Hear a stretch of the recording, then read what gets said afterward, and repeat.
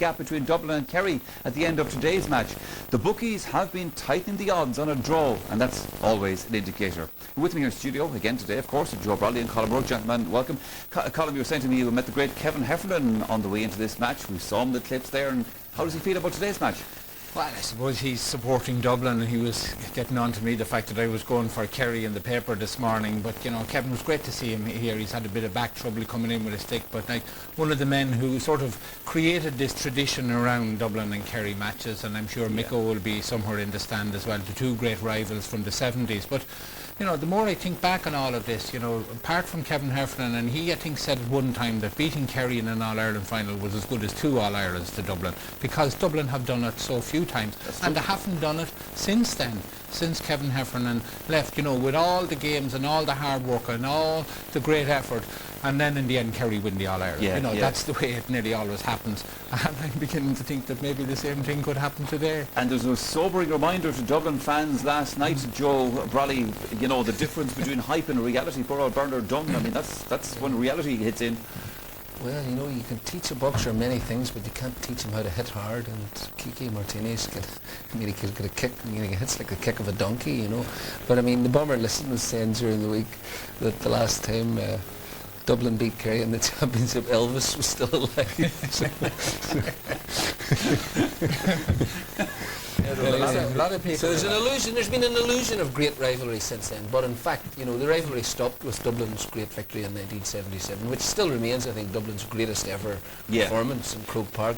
And I think that the current crop needs to produce something like that today. You know, they need to play the game of their lives. You know, if you say to any people are saying to me this morning on the way in, you know, I think the Dubs will do it today. And I say, well, why? He said, I just have a feeling. You know, and you know, there are lots of people who have a gut instinct about Dublin, but logic would suggest. Before we get on to the Dublin-Kerry matches, obviously later on, your own minors are here against Laois today. How are they going to shape up, do you reckon? Great. Kevin McStay, as you said, is here with me. Kevin, can this game possibly live up to all the hype? Well, I suppose it can, but on the other hand, maybe it'll just fall flat as well. But I think we're expecting a massive match. I think we probably will get it, but the teams are so evenly matched. It's just going to be, it'll go down to the last minute. It's finding it very hard to say who's going to win it. Do you just have this feeling that Kieran Donaghy is due a big game? And if so, what are Paul Caffrey's plans going to be? Well, I also have a feeling that after Cousins' display here last week, that he might even move out and leave it to the Gooch and Sheehan inside. We'll have to see. I think the tactical arrangements there are going to be fascinating, especially in the defensive setups. Whether they go man-to-man or play traditional placings, we have to look out for that. Or will they go partially man-to-man? Because sometimes when you do that, Joanne, you end up then with a half-back playing full-back, and that's not pretty. So it'll be amazing. I'm really looking forward to that part of it in the opening 10-15 minutes, see what the managers are going to do. And Kevin, you're still sticking with Dublin, aren't you? I am, just, you know, maybe 2 points, 3 points. I think that's the bigger package. I think they must be the hungriest team in the country, and I just can't see Kerry turning it around so dramatically. If they do, they're an amazing side. Well, Martin Carney was spot on with his prediction last week. Will Kevin be able to live up to him? Well, we'll find out when this one throws in at 3:30. Michael. We'll be hearing from Kevin a little bit later on in the programme. I think Kevin was having difficulty hearing himself there. There's incredible noise here in the stadium, a ballad group playing down the pitch right now. However, right now, from the view inside the stadium to the view outside, good banter, I have no doubt, between the Dubs and the Kerry folk. But let's find out who Evander Quillen has been meeting up with. Well, Michael, good banter is an understatement. I think we need a UN flag in the middle of this crowd here. Jared, tell us, what kind of match are you expecting today? I expect the Dubs to win today. You can't just say that, you have to tell me why. I think Kieran Whelan will be very strong in centre field. Jason Sherlock, he's good for the goal. So I think today is the day. OK. Now, Tom, you're from Kerry. What do you reckon, Darragh O'Shea or Kieran Whelan? I reckon Darragh O'Shea should do the tricks in the field first. In fact, all the Sheas should do well, I think. And I reckon after the hard game against Monaghan that it brought on a lot, and I reckon we'll be meeting top in the 5 minutes. Did they get it right the last day? Got it right, but good lesson. A good lesson on both sides, I suppose. Of course, it could be a draw as well. I'm going to stay out here for the moment, Michael, but now we'll go back to you in studio. Yeah, that's the speculation outside, and I suppose actually just looking at this column will work for a couple of the players on either side here, particularly on the midfield. This could be the last game of their careers today. Yeah, well, if Darragh O'Shea was beaten, you know, I think he's played 66 championship matches, you know, an incredible record of consistency, and it's probably been their best player again this year. For the best part of a decade, he's nearly been the best player. So, you know, himself and Whelan, whoever loses, you know, both of them have served their counties well. I don't know about retiring. You know, some people say, you know, if you're beaten you should retire. I always say the only reason you should retire from playing football if you're not enjoying it, go off and play with your club. But it's very hard to keep motivated at the standard that you're at there. Kieran Whelan, this will be his 49th game for Dublin today. But you know, there's a great, I mean, you think of lads In championship, that is, but obviously. you think of lads who are slogging it out for like a Leitrim or Antrim, Fair or, enough. you know, teams around the country where there's very little sort of the excitement that these boys are guaranteed. When you play for the Dubs, you're guaranteed 5 or 6 huge championship games every year, especially now with the qualifiers you are. And I mean, what a pleasure that is, and what an excitement to look, to look towards. I mean, what else would you be doing with your time? I mean, people always talk about the huge sacrifices that Gaelic footballers put in, at club and county level. What else would you be doing? Dossing about in front of the TV. But there's not much excitement for a lad the Dubs for the last decade, getting beaten here in all the big games every year. There's no excitement in that, because, when you get to that level, you must pull it off once. I at least that, once. but I'm just saying that that there is always a great incentive to go on when you're a Dublin county footballer. Well, the excitement is going to begin for the Dubs and for Kerry at 3:30, obviously. But back to the minor match now, and time to hand back. But Laois really kept driving on and played with great courage and plenty of skill, and the goal was really outstanding goal. I thought the general standard of play throughout the game, like last week's game, was excellent, and it augurs well. It looked as though you had weathered the storm there from the Laois early goal, and then you came back again. Should have closed it down, as the manager said. I think that what happened was that an atmosphere settled down in Croke Park. The game's over. I mean, everyone was talking about it as though the game's over, and attention was sort of shifting elsewhere, and it was felt that Laois needed a couple of goals. Yeah. And when Zach Tui got his goal, all of a sudden it was in the melting pot, and it was all Laois. Derry had stopped at that stage. They were looking forward to the final, And Fair play, Colin O'Rourke, to Laois for that comeback, and the goal. Zach Tui got 2 goals, and his second goal obviously was just as important as the first one. Yeah, well, I think it's goal of the year probably with this one. He realised that time was nearly up, and he decided that he was going to go. And what a shot! That's a rocket. Like, there's no goalie would save that. That's a contender for goal of the year, along with the one by a wing back. Yeah, well, I know he played up because. But I think the big difference was he was the difference. They put him in full forward and just kick ball in and top front. And he just has power, and he has 2 great feet. He's the first cousin of Beano's, runs and shoots very much the same. And of course he levelled it up, and he set up the first goal as well. Went on any longer, I think Laois would have won it. So there's no doubt Derry were gone. I mean, the last 5 minutes Derry were gone because they had stopped playing, basically. The last day in the quarter-final against Cork, Derry got off to a bad start. Cork was 6 points up after about 15 minutes, and then you came good. Today you started well and then faded out. I think it was just one of those things, really. I mean, the finish, although it was a magnificent finish by Laois, was entirely unexpected. And I dare say it's the sort of thing that happens once in a life. With a team, they just happened to pull it out of the bag. It was really quite miraculous. I mean, the fact that mentally, I suppose Derry go out of the game pretty devastated, having thought in their minds, we're ready for the final. We have to sort of get geared up for that. Because in fairness to Laois, Colin, they were the better team for my money in the second half. Oh yeah, they dominated. The Dogs are out.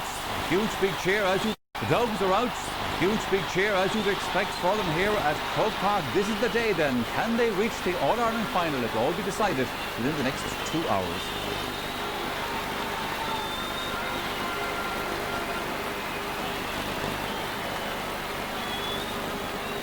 Okay, we're going to let the Dogs settle down there for a minute, because now we're going to ask you to pay attention, because today on RTE Sport, the Bank of Ireland Man of the Match competition, you have a chance to win 2 tickets to the Bank of Ireland Senior Football Final on September 16th, plus overnight accommodation for 2 in a top Dublin hotel. To enter, what you have to do is select your man of the match from today's Kerry versus Dublin semi-final. If your chosen player matches the man of the match selected by the Sunday game panel, then you will be in with a chance to win. To enter, call 1515 717182 or text match followed by your man of the match to 57111. Now, viewers in Northern Ireland can also text their man of the match and details to that same text number 57111. Details are on RTE Airtel page 193. The lines will remain open until 5:45 today, and the winner will be announced on tonight's later edition of the Sunday game. Well, that's a nice prize for you. Make sure you're in. Will you be going to see Kerry in the All-Ireland final? That is the question. Here come the All-Ireland champions.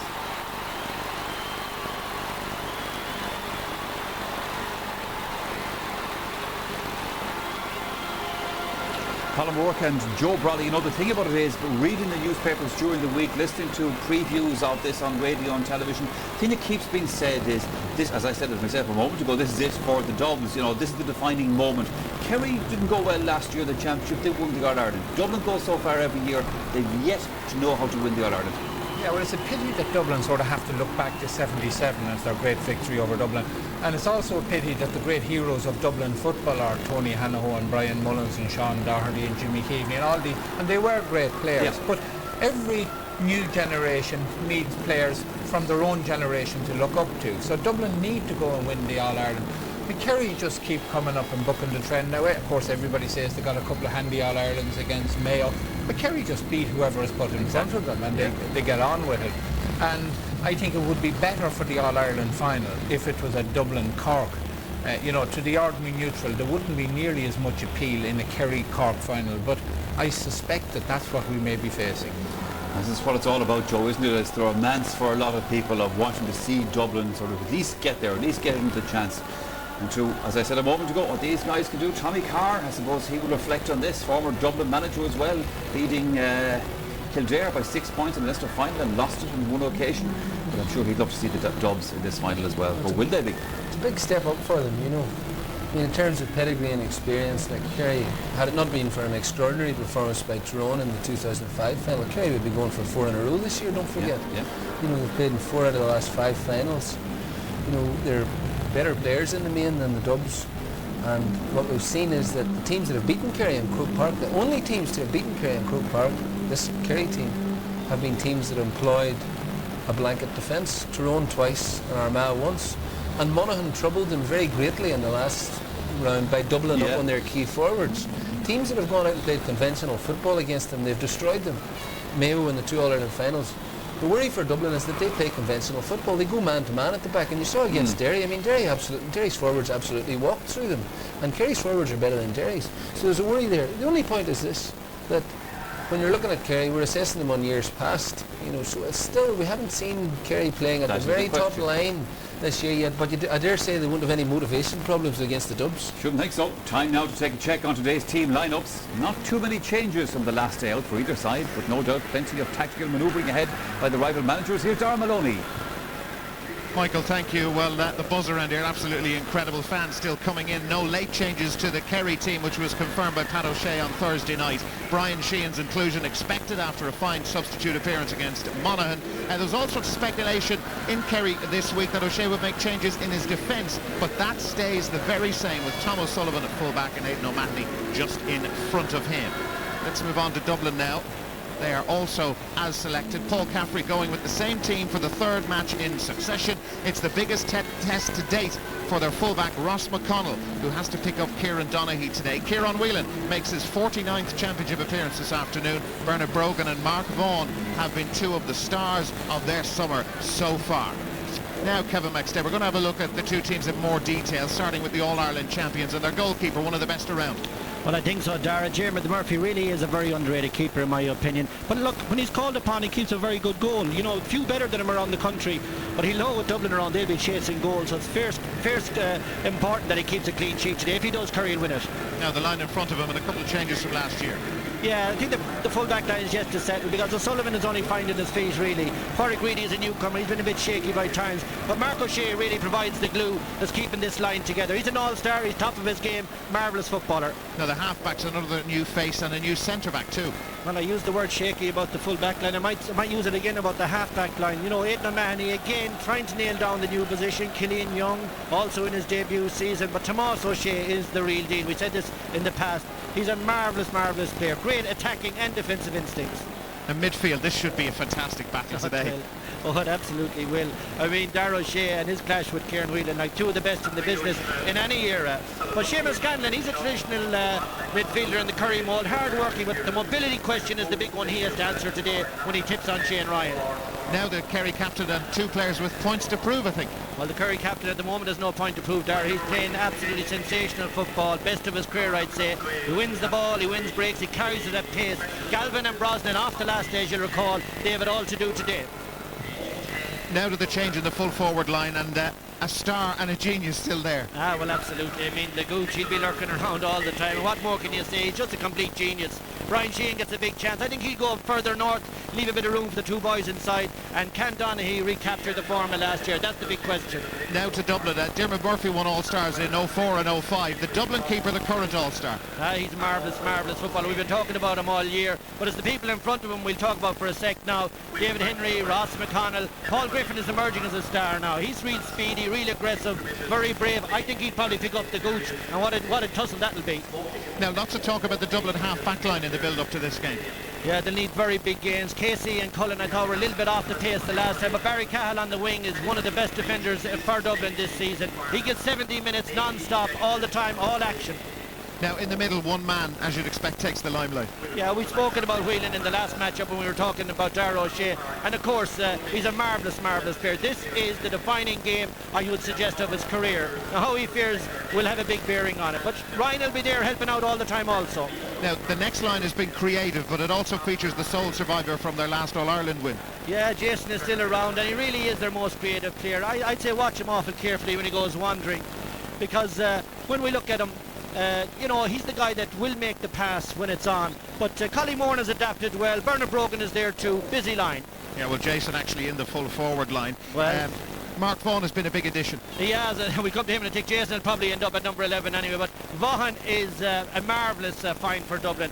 I was noting he's a handful of 45s, Dara, a bucket full of frees, throwing a sideline, a goal from play, a point from play. Like, what more can the man do? He's having a great year.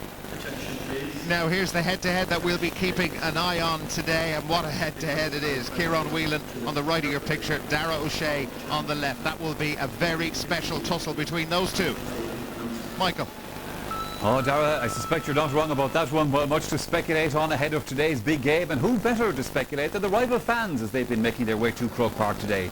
Ivani Quillen has been meeting them and talking to them to see how they sum it all up. Well, Michael, we're only a few yards from the pitch in Croke Park, but Clonliffe Road for the moment is the place to be because, as you say, plenty of speculation going on out here. I'm joined by Bill Casey, a man who's spent many happy day, and a sad day too with Dublin, but do you think in 2007 will be the Dubs' year? Definitely, this is our year. We have waited so long for this day. This is only the second last step, but this is our year. 1995 is so far back. It's just unthinkable that we wouldn't win this year. What about today? Key players?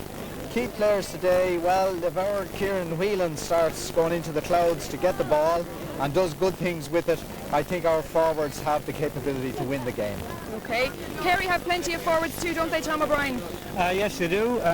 We haven't been great this year so far, and Dublin have every reason to be confident, but I think hopefully Kerry's class will come through in the end, and I would be reasonably confident what we have today. When you say class, where's the game going to be won and lost? Well, I think from midfield forward on both teams, I think Kerry have a reasonably strong defence, so Dublin's forwards are going to be well shackled today. Okay. Kerry have some class forwards that haven't really performed this year, but we think today is today. Okay. Tom, Bill, thank you both very much indeed. We'll all go back inside now for the throw-in. But who will be cheering at the end of today's match? That, of course, is the big question. Well, now, next here on the programme, we come to our Ober Walla item, in which we get one of our panellists to take a measured look at the two teams in this year's All-Ireland semi-final and see how they shape up to each other. And that is Colm O'Rourke's task right now, Colm. Well, we're talking about the two best teams probably in the country on current form. So, you know, Kerry have had problems up front. I'm quite sure that Kerry are going to have a bit of a change of tactics. The last day they lobbed everything in as far as Donaghy. The second half it didn't work. I think what we'll see is that Brian Sheehan will play well out the field today, and that Gooch and Kieran Donaghy will play close to the goals. The tactics didn't work the last day. It was much too predictable. I think we'll see a different type of Kerry performance today. The last league game this year in April, I went to see Dublin and Kerry playing in Croke Park, and Kerry destroyed Dublin with very simple tactics of playing the Gooch at full forward.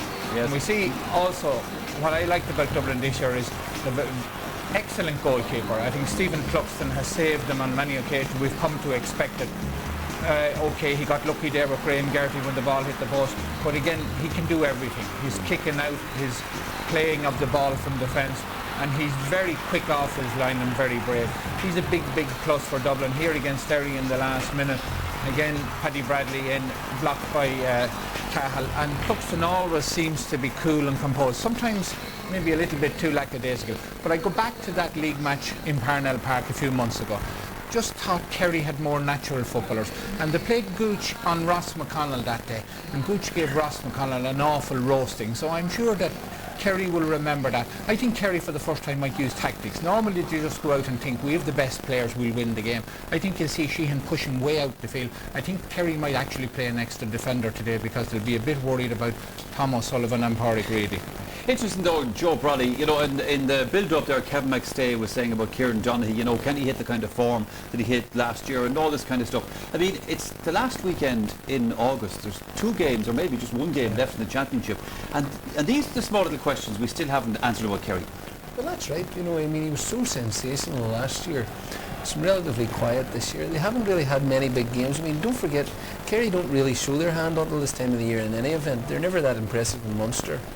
I mean, they got a real shock against Monaghan. Monaghan had done their homework very well and they swarmed Donaghy. And yet, the crucial goal that changed the course of the second half came from Donaghy being up in the air and a high ball coming in. I mean, I appreciate the need to use more versatile, have a more versatile game plan, but they can't do that. I mean, the worry for me is that Cooper, after a miraculous season in 2005, is just looking like an ordinary forward. And $64,000 question to both of you. Who's going to be in the All-Ireland final from today's match? Kerry. Simple as that? Well, no, how would it be as simple as that? I mean, I wouldn't be sitting here if I knew these things for certain. I mean, the point is that for Dublin they have to play the game of their lives. Yes, I mean, everyone knows. Yeah. I mean, if you say to someone who says to you, I think Dublin, when you say why, they say, oh, I've got a sneaky feeling for them, you know. Would you go with that, Colin? I think Kerry have better natural footballers, and I think the Monaghan performance, you know, it might be underestimating Monaghan slightly too. You know, Kerry have more class, and it's a perfect day for football and a perfect day for good players to show their wares, and I expect that Kerry have the better forward line. That's the view from the analysts, but they're all set to go, and that means it's time now to hand to the commentary box. And to manage the microphones on this one today are Darragh Maloney and Kevin McStay. Thanks again, Michael. Well, it's surprising with all the talk of the past and the history between Dublin and Kerry that this is only the 24th time they've met in the championship, but memories of those titanic battles from the 70s when they met 5 times on 4 occasions in finals have been very hard to shake, and why would you want to forget them? They were great teams, great games on fantastic days, and any time they meet, well, they're very special occasions. Some of the crowd still coming in, but this will start in 5 minutes time. 82,000 sellout. It's the 6th time that Dublin have played in front of a sellout crowd at Croke Park this summer. Kerry have travelled too. They have record support at an All-Ireland semi-final. The county board sold 15,000 tickets, and there'll be many more Kerry folk here as well this afternoon, and a few hundred Kerry supporters on Hill 16. You can see the shots there as we pan across behind the Hill 16. The build-up to this game, well, it's been electric, and the atmosphere here is something special. As you look at the Dublin manager Paul Caffrey, 3rd year of his term, with Brian Talty and Dave Billings and Paul Clark on the right of your picture. It is one of the special sights in Irish sport. Absolutely amazing, Darren. When we think of it, do some numbers on the game. I was just reflecting on Kerry going for their 4th All-Ireland in a row. It's amazing. We talk of hunger. Hunger really doesn't come into it as far as these guys are concerned. Leinster 3 in a row for Dublin. So, you know, like, they're not coming from the blue either. So it's really well balanced. I was trying to do some stats on their scoring during the week, Dara, and they're neck and neck. You know, with the Waterford match maybe skewing it and giving a little touch to Kerry, but there's nothing in it. It might be the quality of the free takers. It might be a big call by the referee. We don't know. Absolutely, that's what makes it so special. Dublin's last win over Kerry in the 1977 All-Ireland semi-final. Dublin winning 3-12 to Kerry's 1-13. 30 years since they managed to get the better of their old rivals. It is quite a scene, isn't it? The conditions here absolutely perfect. There's very little wind. Kerry actually won the toss, and they have decided to play from left to right in the first half. So they'll be playing into the canal end. The tickets for this match, well, they've been so hard to come by. Here on Whelan, 49th championship appearance. A 50th would be a remarkable milestone. If it's to be this year, it has to be in the All-Ireland final. Mark Vaughan what an addition he has been to their full forward line. He appears to be nerveless, doesn't really bother himself too much with the opposition, no matter who they are, but well, the sight of a Kerry jersey for a Dublin player does something special to them, and the same the other way around for Kerry when they see a Dublin shirt. There's always nerves at this stage of the championship. You know, he's just one match away from that coveted All-Ireland place, and you can be sure the butterflies are somersaulting. But he's had a great season. I have no reason to doubt that he can continue it. Absolutely, this match has been watched all over the world at various times of the day and night. Wherever you are, we know you will enjoy it. The Irish team at the World Transplant Games are watching in Thailand at the moment, a long way from home, but right here with us to see the Gooch and others do their stuff in the All-Ireland Senior Football semi-final. You know, Dara, if you see, trying to look and find one area where it might be different, it could be the bench. I was just looking at it, a lot of strength in the Kerry bench. Now, on All-Ireland semi-final Sunday, Ron Naveen, sung by Des Willoughby with the Artane School of Music Band.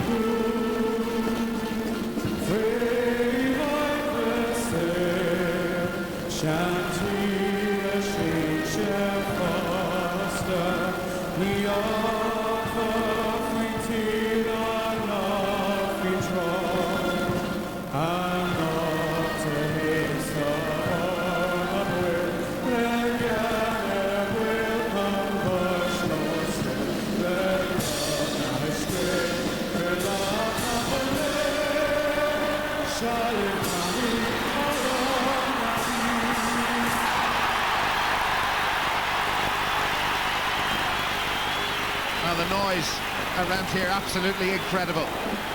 Pat O'Shea and Paul Caffrey. It's all about Dublin and Kerry, live from Croke Park in Dublin.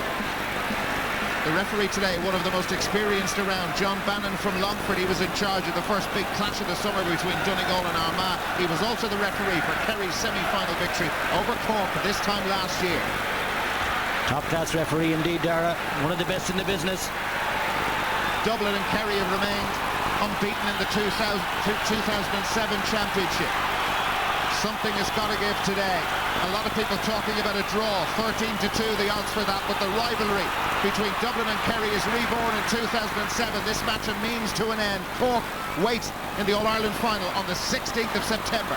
Kerry on the attack straight away, and straight in is Owen Brosnan, the centre forward, inside the first 14 seconds, and that's a perfect start for Kerry. And look at the beautiful tip down by Brian Sheehan, his first touch, and what a clever one it is. And Brosnan is deadly at this, running onto it on the burst, even takes a late hit, and right between the posts. Fabulous start for the Kerry men. Fabulous start for Brosnan. One or two people speculating he was under pressure for his place in this team.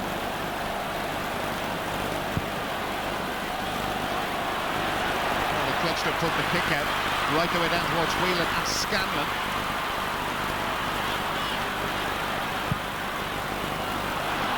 Punt forwards towards Kieran Donaghy. Ross McConnell behind him. Donaghy, well, we expected to roam around. He'll stay in with the ball as pumped long. An accomplished footballer, Galvin, had trouble with that shoulder injury.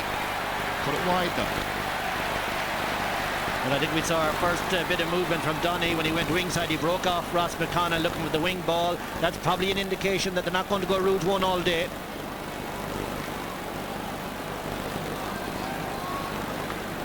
Close to each other, as you would expect. Dara O'Shea and Kieran Whelan. Cluxton has been kicking Shane Ryan out a lot, punting the ball towards the sideline. It's down towards Whelan and O'Shea. O'Shea breaks it down. Here is Dara O'Shea. 66 championship appearance today, equaling Dan O'Keefe's record. He played for Kerry for 18 years. O'Shea there since 1994. Brian Sheehan of Kerry, the new man in, and that's a little loose. And it's Bernard Brogan who's come back from the half-forward line to help out the Dublin defence. Now it's Paul Griffin, Brian Cullen, superb coming forward. There have been questions about his defensive ability. Whelan, big gap over on this near side, in towards Jason Sherlock, just helped it on, but it's come to Mark O'Shea for Kerry. And he surges forward, gallops forward. Very accomplished with ball in hand. Jason Sherlock has gone with it. O'Shea has made a lot of ground for Kerry. Sheehan and the Gooch waiting inside. O'Shea still in possession. Here's Kieran Donaghy. He is roaming all over the place. Galvin now. Fabulous point. And big credit to Mark O'Shea. Took the ball upfield. Donaghy involved. And a lovely finish. When you talk about natural footballers, and Mark O'Shea gave you a perfect demo. Saw he was on Jason Sherlock, knew he had the legs for him, but more important, he had the skill to carry it, dumps it into Donaghy, he gets it across to Galvin, and that's as smart a score as you're going to see all day.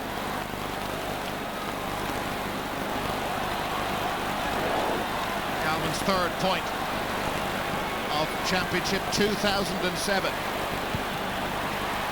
Kerry have made a superstar. Dublin not able to win the kickouts. Brosnan feels it well. A point already to his name. The Gooch has some space. Here comes Galvin again. Very quickly. Scanlon with him. Galvin goes for it. A good block put in on him. It's another point for Kerry. Well, they're just rampant at the moment. Just absolutely rampant. Here's the Gooch.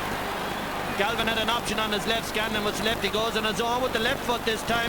Bang! Over the bar. Kerry absolutely blitzing Dublin in the 4th minute of this semi-final. What's going through Paul Caffrey's mind? I'm not sure we can say it on the telly, but a wonderful start for Pat O'Shea's All-Ireland champions. Cluxton putting a lot of air on that. O'Shea and Whelan. O'Shea again manages to break it down. Tomas O'Shea, he was fouled. 2 Dublin men around him, Vaughan and Brogan. Takes the free himself, and Donaghy again is drifting, and he's getting yards and yards on Ross McConnell. McConnell may have actually fancied more of the ball in the air, but it's Donaghy who's drifting all over the place. McConnell did okay. Here's Whelan now. Shane Ryan free to his left. Well, that's punted instead for the Dublin captain, Collie Moran. Killian Young picking him up, a push by Young.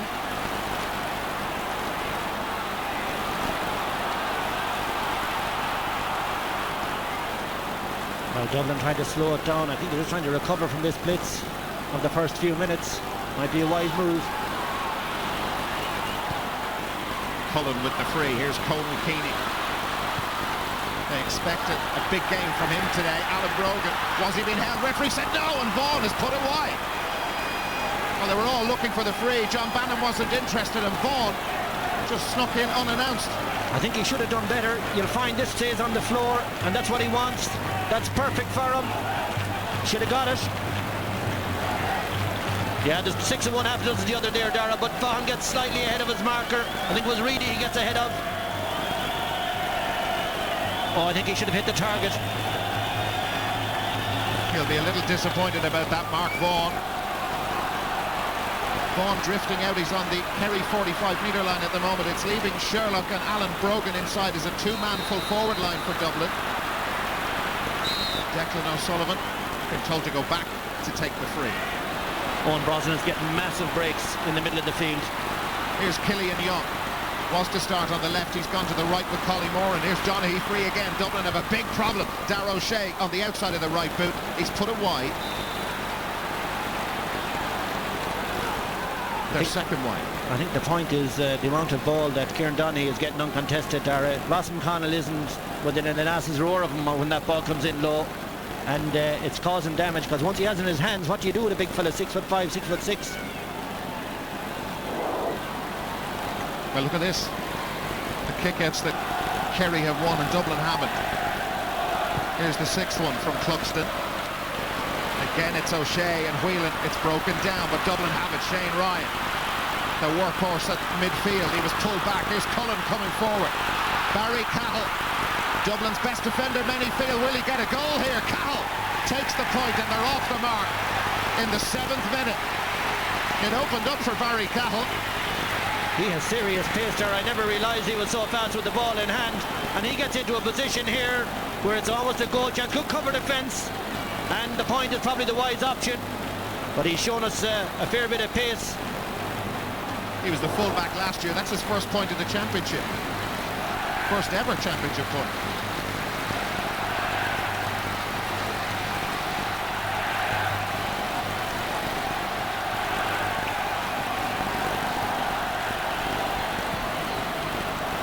Murphy, how will his kick out go? Ryan and Scanlon go for that. That battle between those two could be even more important than the battle between Kieran Whelan and Darragh O'Shea. Cullen, the playmaker, and he spotted Jason Sherlock. Heaney is close to him. That was a little high from Aidan O'Mahony. It's too high. Darragh O'Shea there as well. They had the free. The referee spotted a short pull, and it's a free into Dublin. A flash of the black card, I think, towards Tomas O'Shea. That's correct, yeah, that's who it was.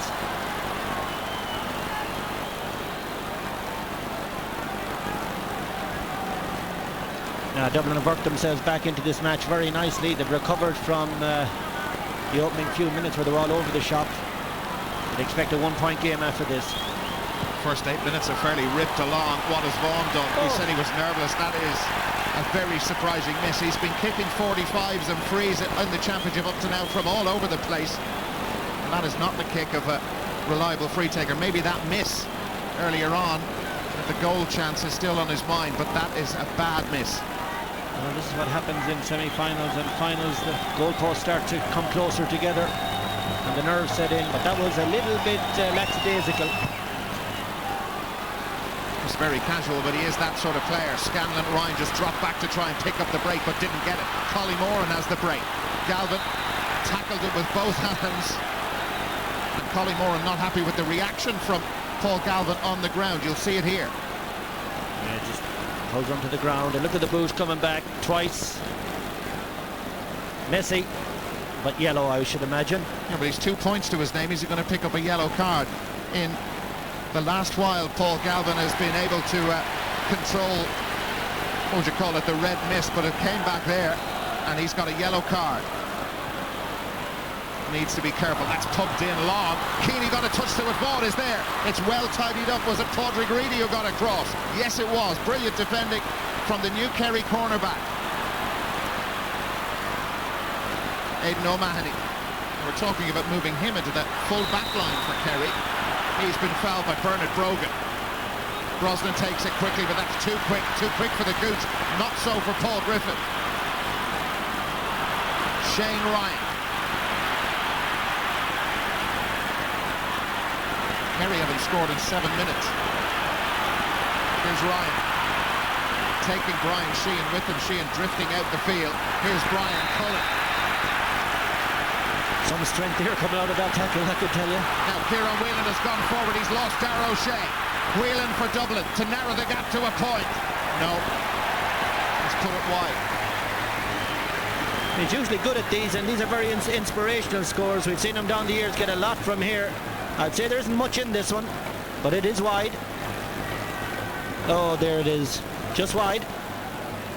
Shane Ryan is struggling, the Dublin midfielder.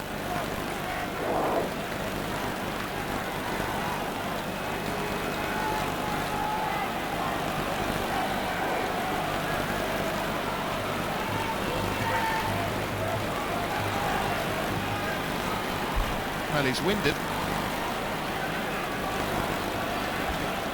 Well, there's a very anxious-looking young man. He did well to get a ticket.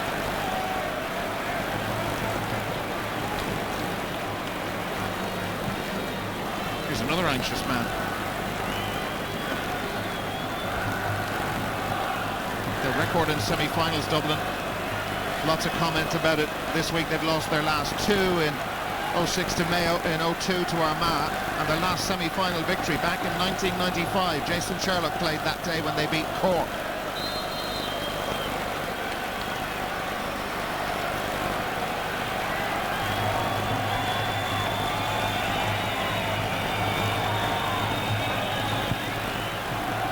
Dublin have subs warming up already. It missed O'Shea and Whelan, but not Shane Ryan. Scanlon trying to make up ground on Shane Ryan, who certainly has recovered from the knock a few minutes ago, and Ryan still going for Dublin. Just lost control of the ball. Here's Conal Keeney. Didn't fancy it on his right boot. Keeney trying to drill through. He'll have a go on his right boot now, and why not? He got that little bit closer. Kerry's fantastic start with 3 points in 3 minutes. They only lead by 1, and we're just over 12 minutes in. Well, we did talk about Shane Ryan's mobility and ability to carry the ball deep into the Kerry defence. Look at the strength of Keeney with just the hands off O'Sullivan, throws him out of my way, get out of my way, and kicks it over with the right. 5 points in this game so far, all from play.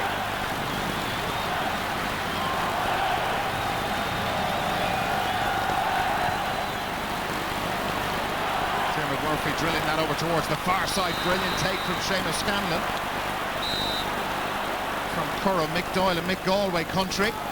That's beautiful. He started very well, Dara.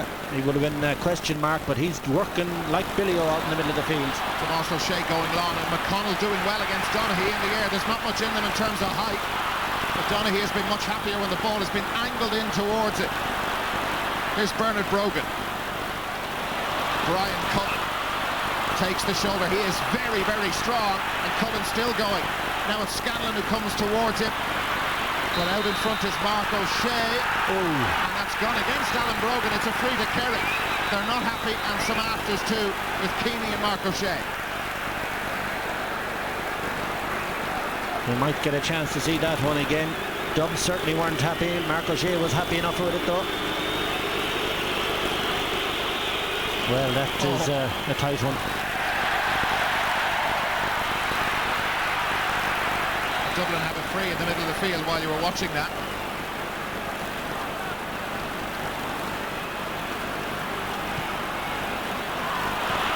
Alan Brogan. The Brogan family very connected with Dublin Kerry matches over the years. Oh, he's given it away. He was seeking out Vaughan, but unable to find it. Seamus Scanlon had invited Shane Ryan to come onto it. Scanlon did well. Paul Galvin, 2 points and a booking to his name so far. Seamus Scanlon. Tomas O'Shea. Clever little ball. David Henry beaten by Brian Sheehan. Whelan not able to control it. 2 against 1, and the 2 have the ball. The number 8 has it. Darragh O'Shea drills it in. McConnell up with Donaghy. McConnell again winning 2 for 2 against Donaghy in the air. Darragh O'Shea seems to be in trouble off the ball. I think he's made some sort of a signal to the Kerry bench. His back seems to be the issue, but O'Shea, while you're watching that down in front of us, isn't moving at all, the Kerry midfielder. Getting some treatment at the moment. We follow the play far side with Galvin. Here's Owen Brosnan.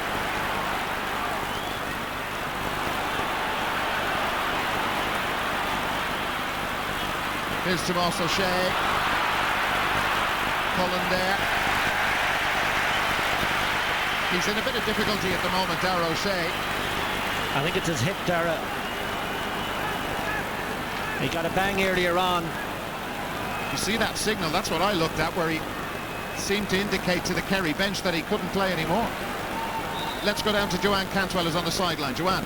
Yeah, that's right, Dara. Darragh O'Shea did give the signal that he wants to come off, so it's not looking good, and they've asked Tommy Griffin to warm up, so it looks like Darragh O'Shea will be going off and Tommy Griffin will be taking his place. Dara. Okay, Joanne, well, what a huge blow that would be to Kerry. Well, I think they'll do anything but take Darragh O'Shea off. If they have to put him together with bandages, they'll do that, because the sight of Darragh O'Shea walking off in the first quarter, not even over, will be devastating for Kerry. Well, he is in a lot of difficulty at the moment. The Kerry physio was onto him straight away, and 2 other medics treating him at the minute. Actually, over on the far side in an earlier play, maybe about 2-3 minutes ago, when he was coming out of a Brian Cullen tackle, that's where he seemed to pick up the initial one and exacerbated them when he was clearing it. Well, he's back up to his feet. He will not want to go off after 16 and a bit minutes of an All-Ireland semi-final against Dublin.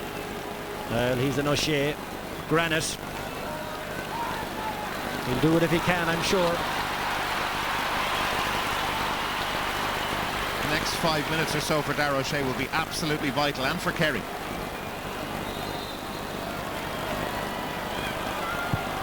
Kerry's last score was from Paul Galvin in the 4th minute. Just a point between them. Owen Brosnan in towards Donaghy, he moves away again. Here's the Gooch, a runner inside, there's help, a chance! It's wide. That's a surprising wide from Declan O'Sullivan, the Kerry captain, and again it boils over. Yeah, well, that's the aftermath of the miss, where the verbals are raised. You go straight back to the guy that had the miss, and we've talked about this earlier on in the season. It's a dreadful piece of sports psychology they're introducing. Puts the heat up on a lot of players. Oh, what a miss. There was some miss. Well, let's have a look at it again, and that reaction afterwards. Now, O'Sullivan been spoken to by the referee for his part in this. His 3rd year as Kerry captain. He got a flash of the red card, but it's a yellow. So the 2 wing forwards for Kerry have been booked. He should have stuck it in the net, really. It was a great chance. A lovely dish by the Gooch. Look, perfect timing. Now, if we play that on, when he gets up, look at it, there you go.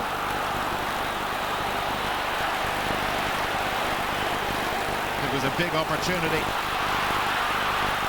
Here's another one, possibly for Dublin, with Kieran Whelan to Alan Brogan. Brogan getting free. One way, then the other, Alan Brogan.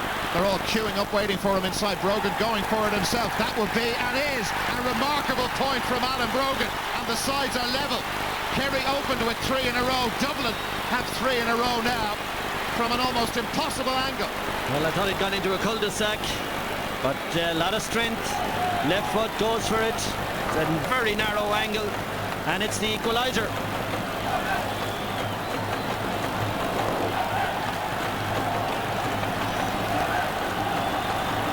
Recorded championship matches. Let's go back down to Joanne Cantwell. Yeah, well, Dara, the news is very bad for Dara O'Shea. He's again given the signal that he cannot go on. And both Tommy Griffin and Tommy Walsh, last year's minor, are warming up, but it looks like it will be Griffin. The change Kerry did not want to have to make. We're in the 20th minute, and the tide is blue at the moment. Here's Mark Vaughan taking on Reedy. Reedy can't get close enough to him. Vaughan has missed 2 bad ones. He's got that one now. Dublin lead for the first time. Kerry in some difficulty. Well, this is a great strike. All from the pass free. Moves it down. Takes on his player very well. Bang.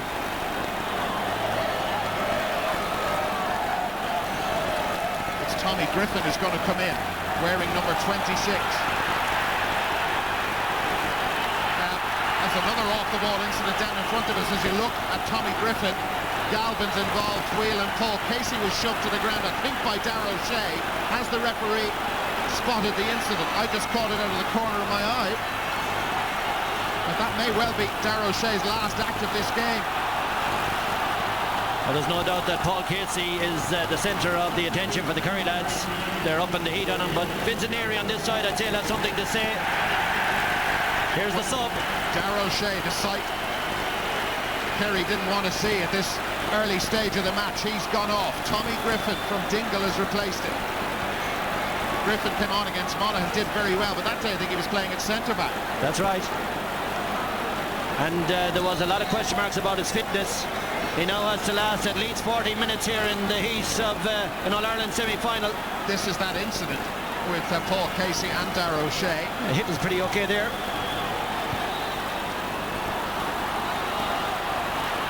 Tommy Griffin has been troubled by injury all year. They believe, though, he proved his fitness against Monaghan, he'll have to prove it big time today against the Leinster champions. Dublin leading by 4-3.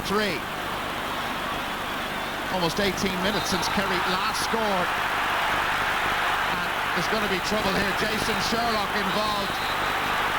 And just the way this is developing, I'll be surprised if the match finishes with 15 against 15. Just look at this. This is absolutely ridiculous. Collie Moran is after coming out of nowhere. He has no business in there. He's after flying in. But Jason is going to be the centre of attention here. Just wonder what happened to controlled aggression. Well, there's so much at stake. I think we have been saying there's no tomorrow for this Dublin squad, and perhaps even the Dublin management, and that's what has the thing hyped up.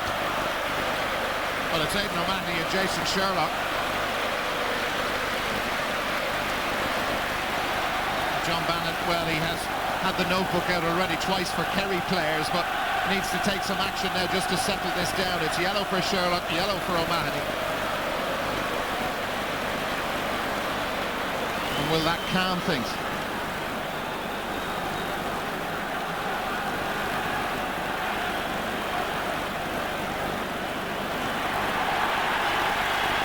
Now Mark Vaughan has been spoken to by John Bannon.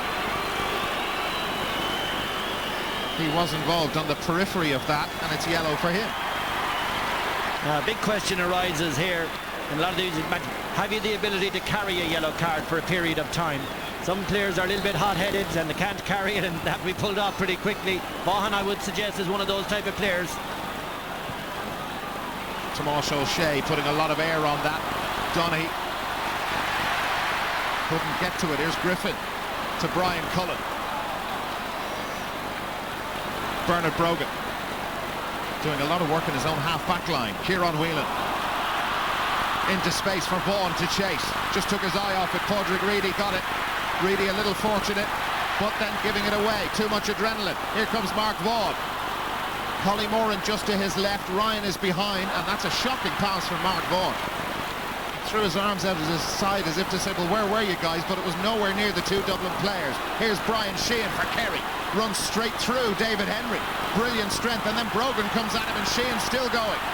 Sheehan lets it into Donaghy, moving away from McConnell. Took the shoulder, a big hit from Kieran Whelan. It's going to take a lot to put Donaghy down. He's gone down now, and it took a foul from Whelan. A disputed one by the Dublin players. And again, there's more afters. Mark O'Shea that time. It's a free in to Kerry. And John Bannon was very slow in giving the free. He was going to let the play on and then saw Donaghy was on the floor. He still hasn't blown it at this stage. Chance for the Gooch. Colin Cooper. This would be the first successful free of the match should he slot it. Sorry Colin, I put the kibosh on him. He's put it wide. Well, there was a bit of a conference behind the goal there when it was coming in. I did think it went wide all right, and it did. Good call.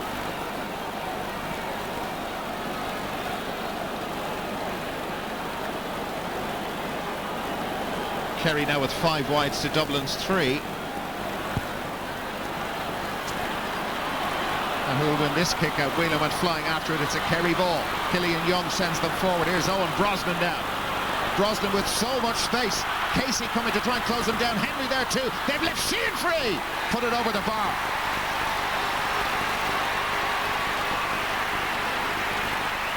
And again, there's another incident. Griffin and Cluxton with Colin Cooper. This is shocking stuff. I can't understand why the referees don't go in and just get these guys sorted. There's a great chance though. Great play by Brosnan. Kerry's best man the first half. Sheehan has a storming shot. We know he can hit them just over the bar. Kerry's first point in 23 minutes.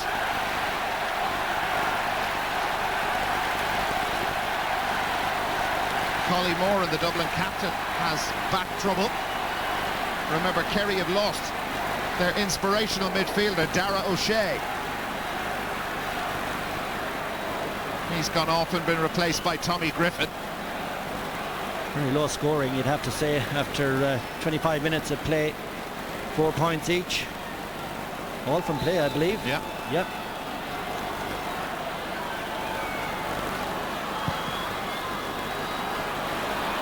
Huge kick out from Cluxton. Scanlon got a hand to that. The break comes to Bernard Brogan. David Henry. Alan Brogan. That's Mark O'Shea. Great feet from Brogan, but O'Shea still goal side of him. Brogan very quick over that 5-yard spell where it makes the difference and he gets away from the markers, but he was closed down and there's surely some holding on Bernard Brogan. Been manhandled to the ground. Referee didn't see it that way, or maybe didn't see it at all. Kerry have lost the ball. Galvin and Sherlock involved again. And it's kind of ruining the match, all this messing. It's great tackling in the early stages by the Dublin attack, but Galvin goes in strong. Referee gives the free.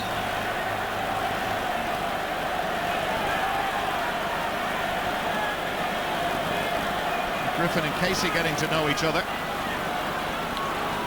Vaughan putting that over. Unsuccessful with his first free, and that's the first pointed free of the game.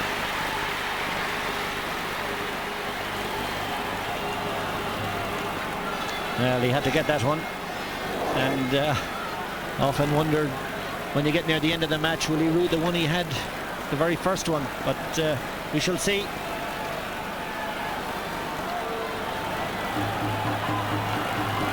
We mentioned the kickouts. Kerry have won 2 out of their 7, Dublin 4 out of their 9. This is Kerry's 8th, and Scanlon took his eye off it, and the break comes to Brogan, picking up a lot of loose ball in a congested midfield area. Vaughan's little touch may have been helped to the ground by Padraig Reedy. Aidan O'Mahony loves the physical battle. Killian Young to Kieran Donaghy. He's winning the ball nearly every time when he gets out in front of Ross McConnell. Donaghy just chips that in. Griffin is there with Cooper, and Griffin gets it at the second attempt. That's good defending from the Dublin cornerback. Whelan spots a big gap upfield, and no, he can't pick out Collie Moran. Nowhere near him, actually. Here's Seamus Scanlon of Kerry. Brian Sheehan got 1 point already. He's got way under that, and it's gone wide.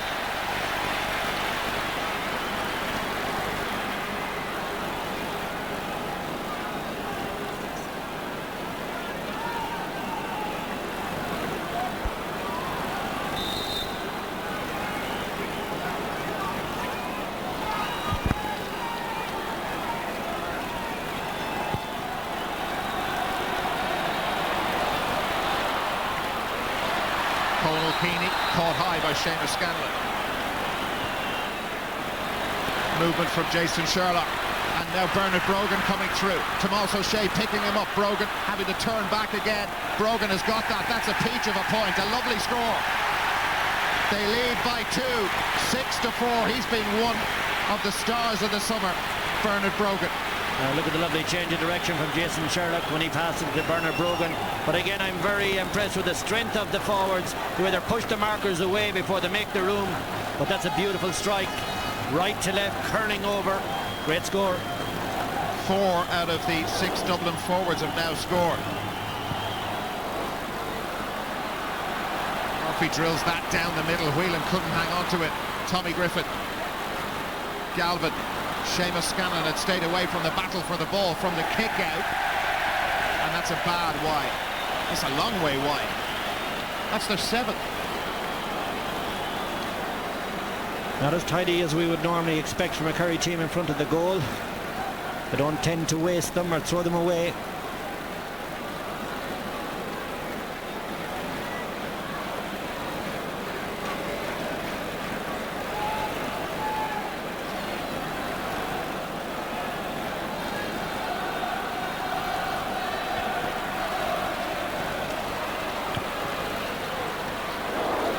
Well, as you can see, Kerry have wasted a lot of scoring opportunities. Dublin wasting 3. Here's Colin Cooper. Yet to score in this All-Ireland semi-final. That could change right now. Oh, that is wonderful. What a fantastic score from a genius at corner forward. He can hear you, Dara. What a score. Absolutely fabulous. Look at the little shimmy inside onto the left, the favoured left. And that is beautifully bent from left to right this time. Opposite to Brogan at the other end, but no less a point. What a score.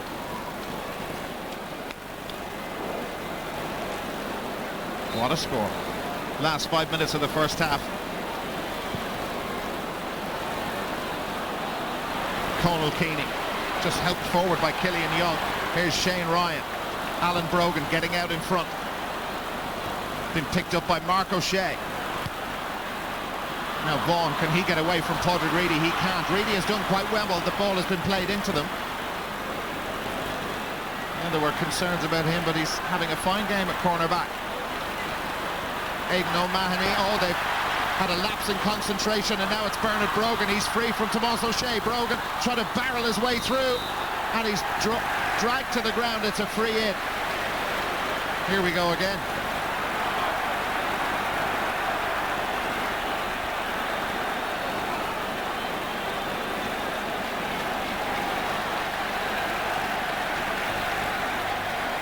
done Jason Sherlock to get the ball back for Dublin. He did very well. Well, now there's Bernard Brogan selling a dummy to the referee, because it's he that pulls down the Kerry man. Gets away with it though. Lovely bit of work by Jason Sherlock. Worked back very strong, made the intercept and got the ball in very quickly to Brogan. Here's a handy one. There's been a yellow card for Mark O'Shea while you were watching that incident which led to the Dublin free, which Conal Keaney has converted.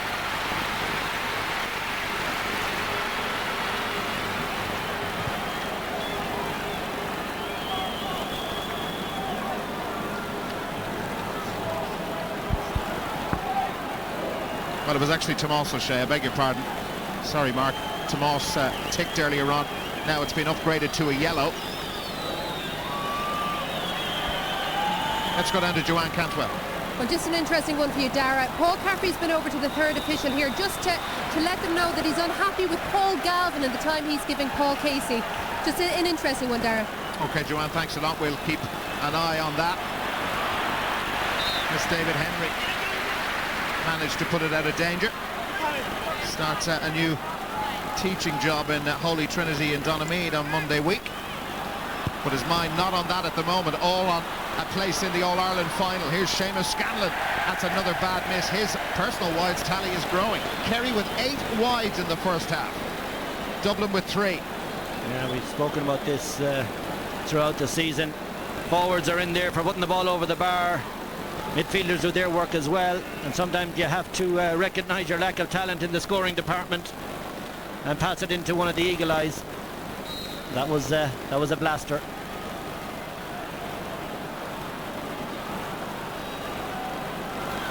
Seven points to 5. Dublin with a 50% success record on the kickouts. Look at where McConnell and Donaghy were. Donaghy is drifting out the field and McConnell going man-to-man and staying with him. Kerry with the ball. Here's Gooch Cooper. He's got away from Griffin. Has plenty of help there. Cooper wants to go for it himself. Has scored one fantastic point already.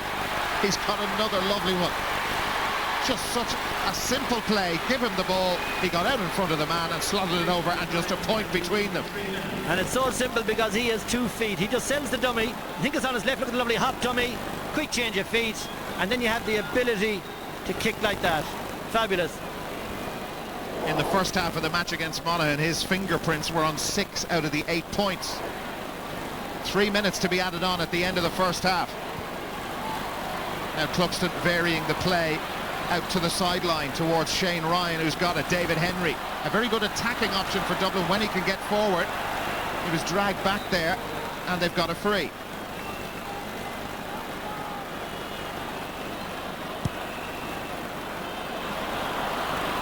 Alan Brogan with Mark O'Shea.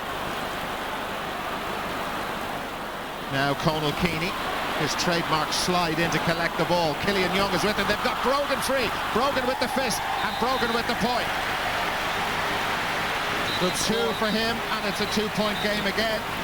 And the referee wants a word with somebody.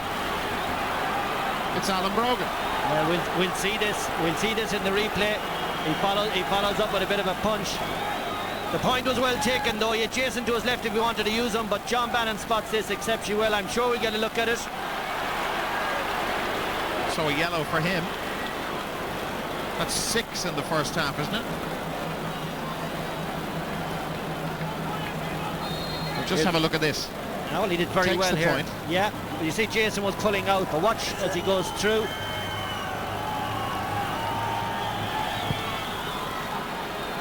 Jason Sherlock had a part to play in that incident with Aidan O'Mahony. He certainly had. It's 7 yellow cards, by the way, 4 for Kerry, 3 for Dublin. Will it finish with 15 against 15? Dublin leading by 2. That's Declan O'Sullivan. And that's a lovely score.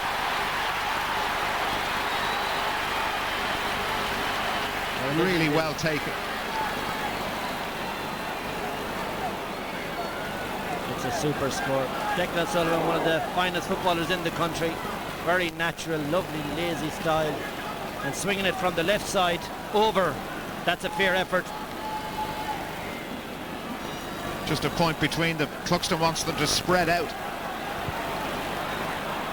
Once more, his intended target is Shane Ryan. A lot of pressure put on him by Tommy Griffin. Brosnan there too. Ryan has got free. He was pulled back.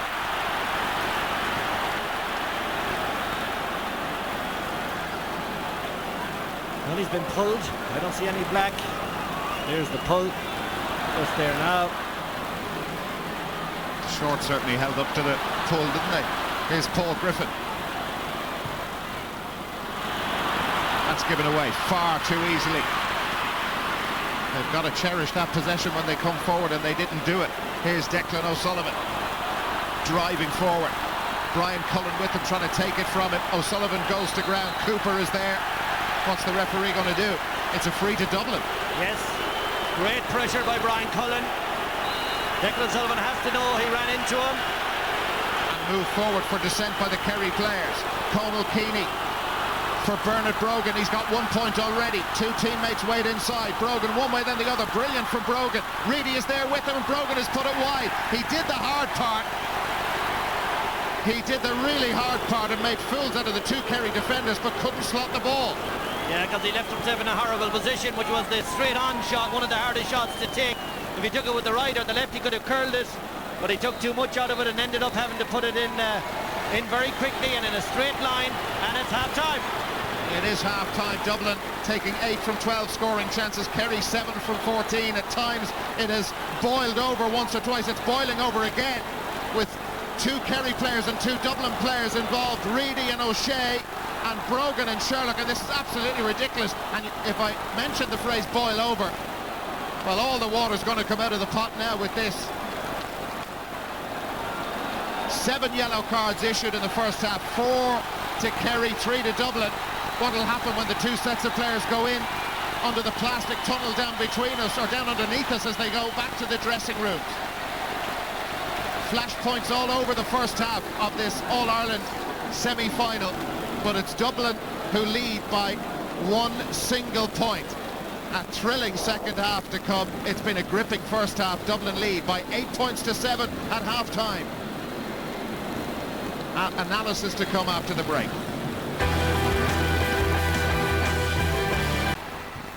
Well, here at Croke Park, we're in the half-time break in this All-Ireland football semi-final between Dublin and Kerry. Dublin leading Kerry 8 points to 7 points. All very frantic stuff. Colin Rourke and Joe Brawley. There's 7 bookings, Colin, in that first half. 7 yellow cards in it. Could be a sending off in this game.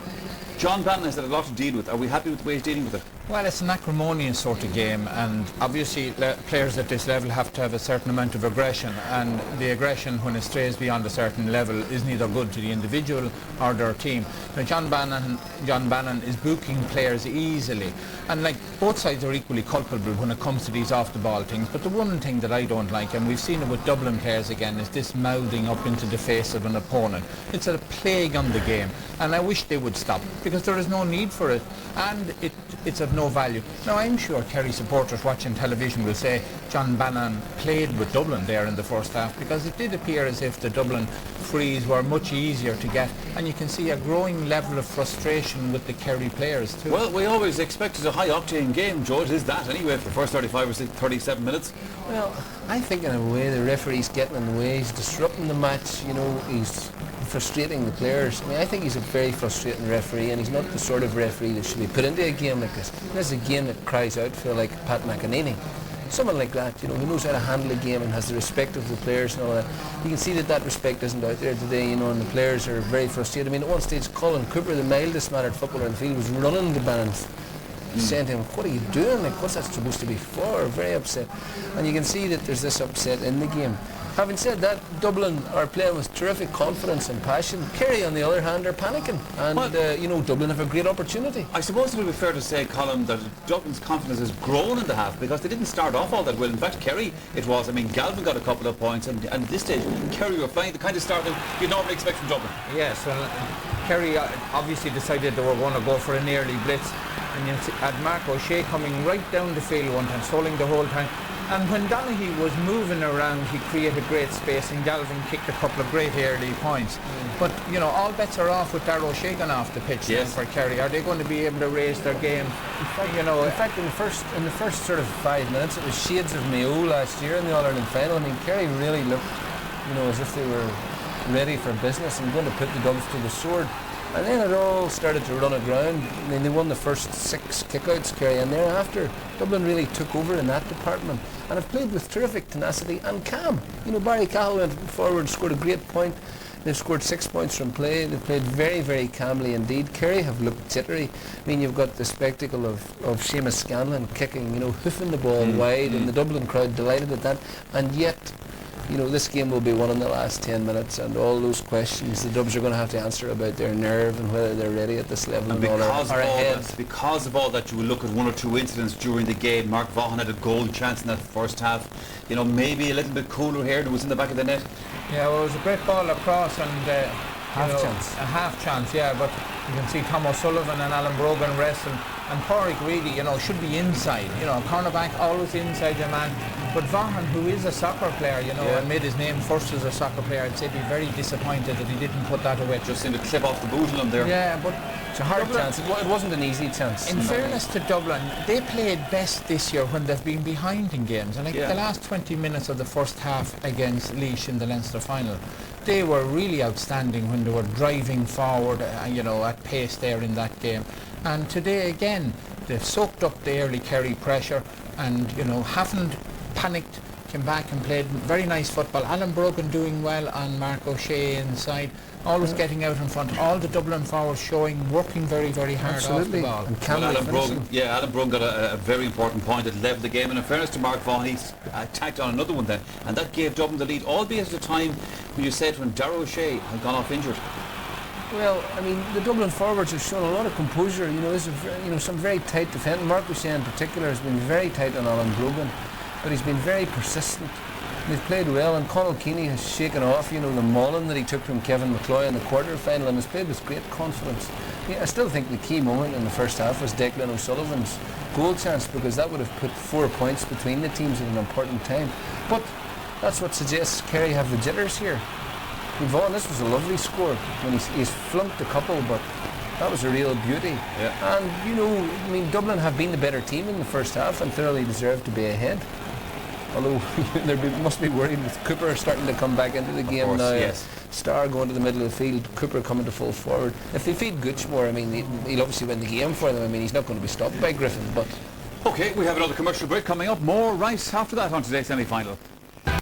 So we're all ready to go at the start of the 2007 Hurling Championship. Of the Sunday game, Pat Spillane and guests will be in studio reflecting on today's games here at Croke Park. The programme will also feature the All-Ireland Under-21 hurling semi-final between Cork and Galway, and that's a good one. Also ladies football and a preview as well, of course, of next week's hurling final. That's tonight at 9:30.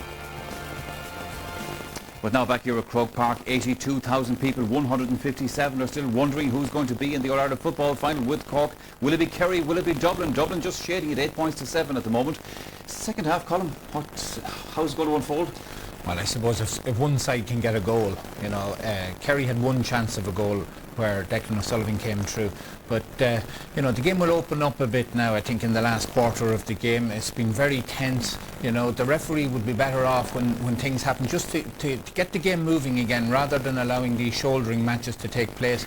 Ends up, he gives yellow cards, and like there's a few fiery characters like Paul Galvin on yellow, and if they do anything else they're off, which could upset the whole balance of the game. So I would expect the team that can score a goal first to win the match. I think it's very evenly balanced at this stage now. Kerry may be struggling in the middle of the field with Darragh O'Shea gone, and Seamus Scanlon, a bit unlike a Kerry footballer, does things that most Kerry footballers wouldn't do, but finely balanced. But I still stick with Kerry. Dublin have a tactical dilemma now, which is this. Donaghy has gone out to the middle of the field. Yes. Now, Ross McConnell stood about for a while and now has followed him out. So up until the half-time whistle, McConnell was out there just pushing on to Donaghy. Problem with that is that it's leaving Gooch room in those central areas, and Kerry want to get the ball to him there. I mean, I would be inclined to tell McConnell to come back, double up on Cooper. because that's going to drastically No, limit what's happening there Kerry's is scoring. Brian potential. Cullen has drifted back in as a sort of a covering defender. Yes, sweeper kind of. But he's Ross playing as McConnell sweeper. has got a perfect reason just to stay there and not but compromise the team. Cullen would be the better player back there, and McConnell would be the better. He's more a midfield type, and he will be quite happy to go out. Yeah. He didn't like the fact of having to mark Donaghy in it. So the farther Donaghy goes away for the goals, the happier Dublin will be, and the happier McConnell will be. We're hearing, by the way, that Darragh O'Shea might make a reappearance in the second half. I mean, that's an indication, obviously, of how important he is to Kerry. Went off. It seemed like a hip injury. Stiff hip or something. He pulled up after kicking the ball. He kicked the ball, kicked it badly anyway. That was the first thing. Well, I'd say they were related to two situations. But see, he would be it'd be a huge psychological benefit to the Kerry team and the Kerry crowd if they could see him coming back out with them. It's unlikely. It's unlikely that we'll see him, I suppose, at the start of the second half, Joe. But certainly, if they could get another 10 minutes out of him, if the game is tight at the end, as it should be. Well, it's a not that he had a particularly huge contribution, but as the game opens up, he can kick points, and he's very good in possession and all that. Like, Dublin have been soaring Kerry in the middle of the field. After the first 10 minutes, Dublin have taken over with the breaking ball, and they've won really 2-1, which is generally an indication of who's going to go on and win the game. But it's all ahead of the Dubs. The first half you can play with confidence and passion and all, but the big test awaits. There he is. He's still in the gear, obviously, still ready to go if he's fit enough for that second half if they need him. Dublin have been going well enough in the forward division column for my money. The Brogans have done well, and I suppose done as much as could be asked out of them. Yeah, well, Alan Brogan has scored a couple of points, and Bernard Brogan, even though he had one bad miss at the end, which he should have got, would have been. Alan Brogan, of course, Mark O'Shea has been marking Alan Brogan, so you have the best forward and the best defender opposite each other, and I suppose Alan Brogan has probably had slightly the better of it. He has, yes. The Dublin have played in a lot of very good ball into their forward very well. But it's only when you're here at a game and you're looking at the amount of runs these forwards are making. They're absolutely sprinting over and back across the field. The work rate is just tremendous. And it has to be said, there's something in the air out there today. There's this feeling, and the swells behind the Dubs, and the Dubs are playing that way. We've with seen more of this man today than we have the previous summer. Well, they played him differently in the beginning. They played a lot of ball for him to run to, and he won it all and laid it off, and they got scores.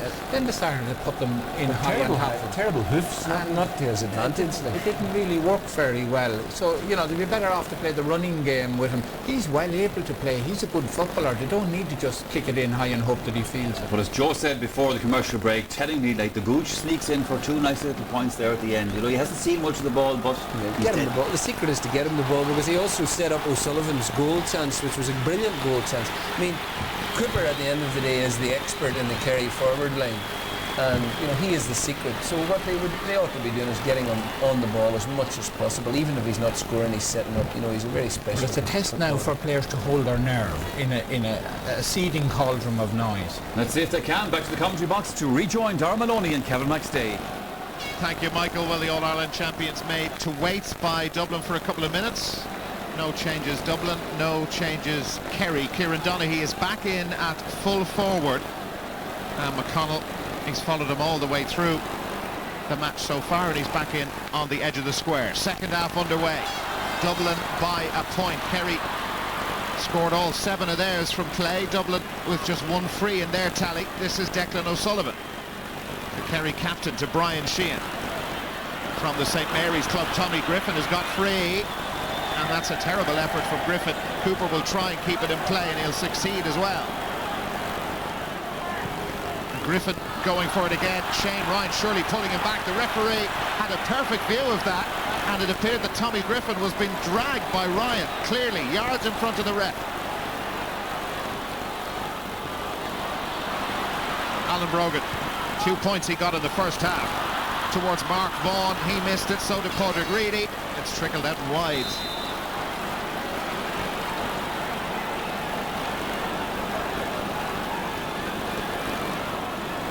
Fifth in all for Dublin.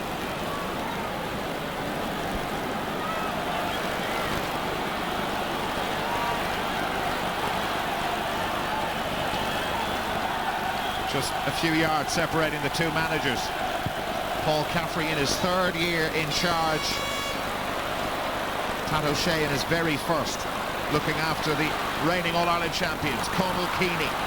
No. Killian Young. surging forward and doing really well for Kerry. Brogan tried to challenge him but couldn't manage it. Donaghy's got away from Ross McConnell. Here's Colin Cooper. A few yards on Griffin. Cooper one way, then the other. Didn't foul the ball. Killian Young again. Just a sand iron in there. Goal! What a fantastic goal! Declan O'Sullivan, the Kerry captain, popped up in the key position. Only the second goal that Dublin have conceded in the championship. Fabulous finish. Cluxton could do nothing about it. Perfect start to the second half for Kerry. Well, that's the danger of giving possession so close to the goal. Once you turn and get the shot on it, it really can go anywhere. Brilliant score by O'Sullivan, having a season of his life, I would say. What a goal. There's the first goal that Cullum spoke about. So now we'll see. Kerry have their leaders all over the park with All-Ireland medals galore. Where are Dublin's? O'Sullivan, the captain, showing the example and putting Kerry back in front. Here's Alan Brogan. He was being pulled back by Mark O'Shea. Awkward looking challenge by Scanlon. Kieran Whelan to Bernard Brogan. Brogan one way then the other. Is blocked down by Griffin with his left hand just outstretched. And this is the test of nerve that Kerry people spoke about and that Dublin people were concerned about. Here's Brian Sheehan. Sheehan's got space. He's got away from David Henry. And it's a brilliant point, a lovely score from Sheehan. His second. Kerry blitzed Dublin at the start of the first half. They're doing it again at the start of the second. That's another great ball by the Gooch. Toying with it, gives it to Sheehan, who strikes a great ball, as we know. What a lovely kicker. What a lovely score. And what a turnaround. A 3-point lead for Kerry. Tommy Griffin at the second time of asking, he's got it and he's fouled.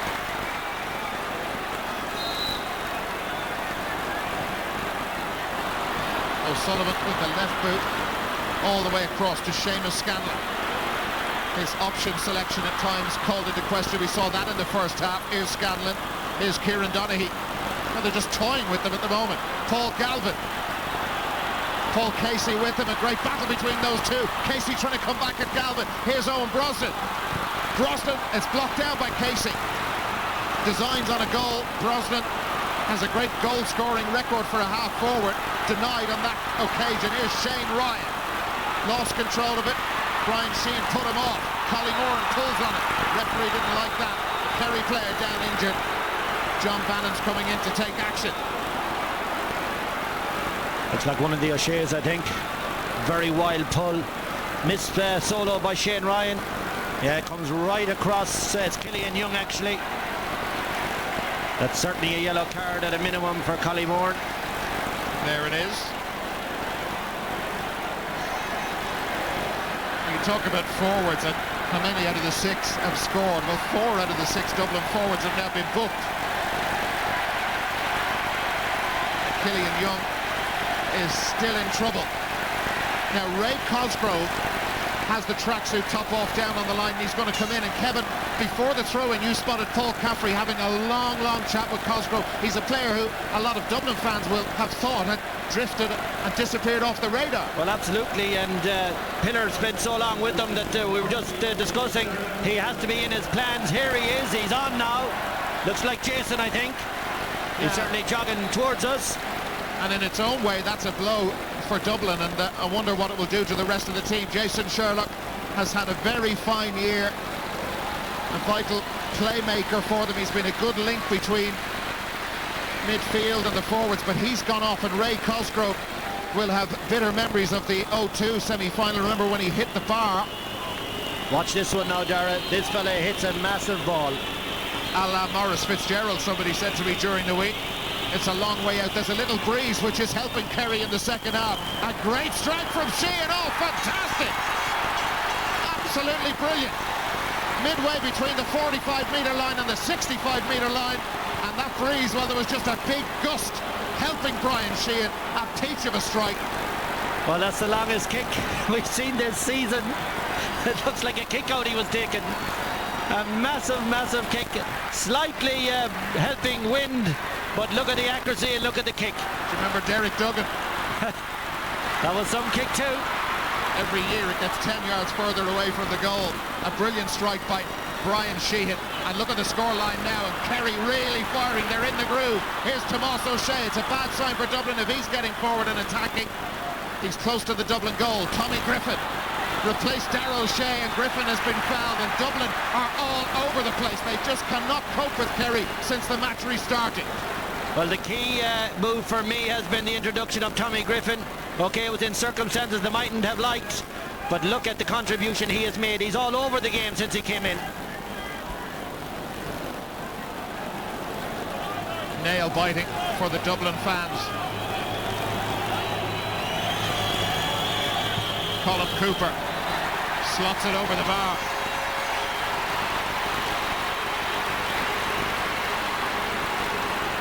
Not as spectacular as Sheehan's, but the score goes up on the board, 110 to 8 points. Now I wonder at this point in the game, they brought Cosgrove in, but Dublin struggling around the middle just to get any sort of ball. What changes has Paul Caffrey got up his sleeve? Kieran Whelan, well that's better for them. Brian Cullen. Alan Brogan. Barry Cahill, Mark Vaughan now with Padraig Reedy. It's been a good tussle between those two, hasn't it? Two new faces in the championship. And Vaughan still going, really making it so difficult for him. Vaughan with the fist, it's over the head of Bernard Brogan. Was he pushed? A shout for a penalty from some of the Dublin attackers in there. Tomás O'Shea striding forward. Here's Colin Cooper out in front of Griffin again. Paul Galvin, Kieran Donaghy. Kieran Whelan tried to take it from him. Donaghy, the star. It's going to take a lot more from McConnell to put him down, and Donaghy just punches that in, but it's into the space, but filled by Ryan. He can't hang on to it. Another chance for O'Sullivan. On the turn, O'Sullivan. He's put it wide this time, though. Some of the Kerry fans on this Hogan stand side thought it was over. Yeah, he should have flashed it back out to Brian Sheehan. He was back to the goal and he snatched it. But this is very poor play by Shane Ryan. Gets all over the place. Lucky break for Kerry. Now watch this, where he should have dished it back to Sheehan.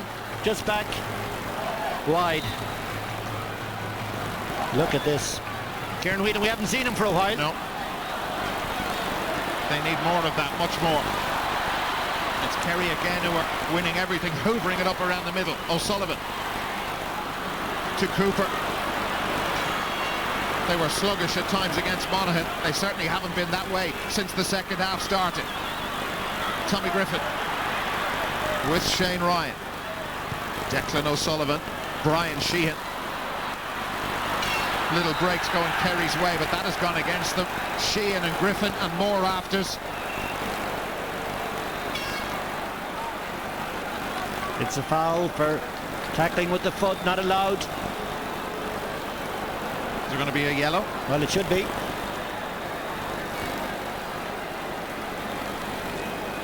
It is. It is, yeah.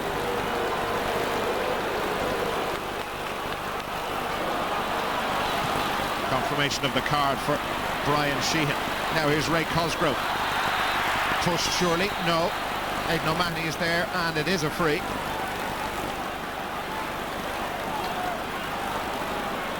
And he was the goal-scoring star of this team in 2002 under Tommy Lyons when Paul Caffrey was a selector.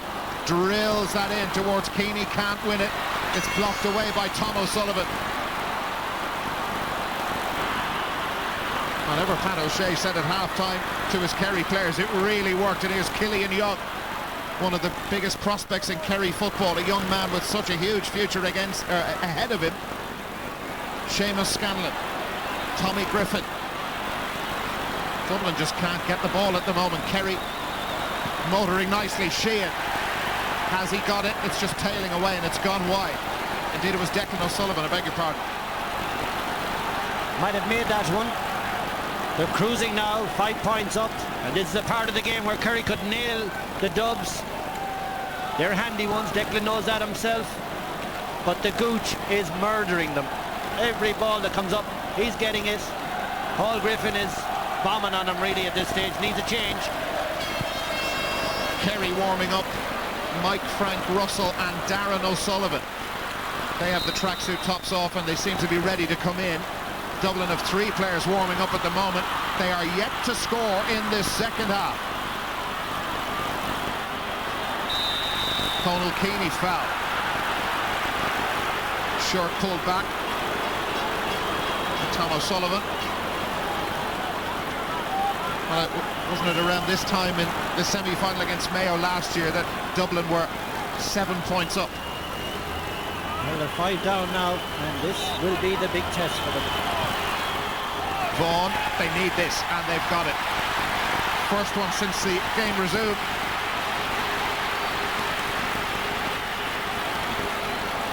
His third.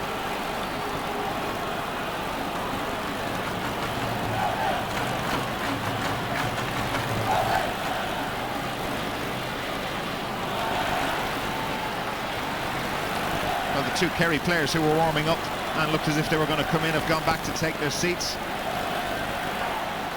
Mossy Quinn on the right of your picture has lost his place in this team in recent times. Whelan, it's very congested in there. He had hands on it but lost it. Kieran Donaghy further out the field. Aidan O'Mahony. Oh, brilliant from Brian Sheehan, giving David Henry a tough time. Sheehan has got past Henry, he pulled him back. Should be a foul coming up, 3 coming up, but not called by the referee. Kieran Donaghy.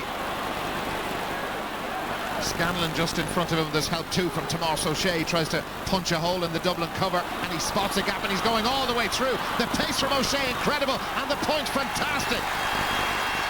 A super score. Wiping out the free from Mark Vaughan. 111 to 9 points. Here come the leaders again. Look how comfortable he is there on the ball. He's driving through there like a forward. And lovely accuracy, lovely control of the ball, perfect soloing, knows how to work his way through the defence, saw the gap, walloped it over the bar. Again, it's a 5-point advantage for Kerry. Their first score of the second half was Declan O'Sullivan's goal. How important will that be? Dublin can't make the ball stick up front at all. Declan O'Sullivan. Colin Cooper. Dublin need to make switches. Here's Owen Brosnan, the goal-scoring specialist, but he takes the point that time. A fantastic score, and the Gooch right at the heart of it. And off the ball, if you saw the move the Gooch made to drop his marker there, as Declan O'Sullivan soloing up under, he saw the dummy inside on his run, so that he can get off his marker. Gooch gets it, connects with Brosnan coming through. Brosnan, will he go for the goal? No, it's getting a bit tight. Bang over the bar. Taking the scores at crucial times. 6 points the advantage. Colin Moran. Alan Brogan. Remember, Dublin led by a point at half-time. They've just scored 1 from a free since the match resumed. Here's Paul Casey. Casey all the way across towards Brogan, and look at Ross McConnell. Started out life as a midfielder, but he's no forward. Wide. Well, they had to work hard to make the opportunity. It's a bad miss. Yeah, and even the cross didn't go to the player that Paul Casey wanted to give it to. Was Bernard Brogan, who had dropped off. There's the Dublin selectors. Now, what are they going to do? Their side in deep trouble. They're going to have to alter things. What do they do? Well, they haven't got a strong bench, we know that. Maybe Ross McConnell now will have to play midfield orthodox because Donaghy is out there getting a lot of ball. But the first thing I'd be doing is someone has to nail the Gooch. He's doing too much damage. There's Donaghy as we speak. Well, the player they have brought in, Ray Cosgrove, has gone in at full forward.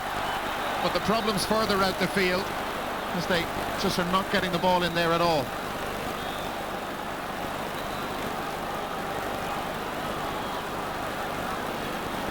Kieran Donaghy down injured, clutching his left shoulder. Yellow card for Ross McConnell. Just have a look at this again. He fell very heavily on that shoulder, didn't he? He appeared to, all right, and he's still down. A big worry for Donaghy. They've lost O'Shea. They certainly won't want to lose one of their star turns. Well, he's had problems with injury all year. They're getting a great reception from the Kerry supporters as he comes back onto the field. Let's go down to the line. Joanne Cantwell. Well, if there is to be a change for Dublin, Dara, it looks like it could be in midfield, because Paul Caffrey had a word with Darren McGee a short while ago, and he's been warming up for some time, and in fact he's talking to him now, so we could see Darren McGee coming in any time. Well, they've waited a while before making a change out the field. It might come, as Joanne says, it will come pretty shortly. Caffrey and McGee chatting at the moment. Here's Ray Cosgrove. There's nobody very close to the Kerry goal. They've all been dragged out the field. Now Conal Keaney is the furthest forward as Kieran Whelan has the ball in hand. Keaney has to come close. Bernard Brogan there. Kerry just swarming around Dublin, but Shane Ryan is sneaking forward. That's Kieran Donaghy who's there with him. Ryan pulled back by Donaghy. There was a goal-scoring chance there for Dublin, certainly, and he was denied. If there is a professional foul in Gaelic games, you've just seen it. But he could have just given it 1 second more, I feel. Ryan was getting back up to his feet. That's a professional foul, no doubt about that. But he's just about to get up here again, and if he just held his breath for a second, play might have gone on. Well, a yellow for Kieran Donaghy, but I think it was worth the price to stop Shane Ryan getting in for a goal opportunity against Diarmuid Murphy. Professional or cynical? Have your take. Well, them's the breaks, as they say, but there was an advantage about to accrue to Ryan. He had a player inside, I think it was one of the Brogans as well, so there was a goal chance on. Mark Vaughan getting ready to take the free, but that's Conal Keaney who's winded at the moment. Vaughan 2 from 3 from the frees.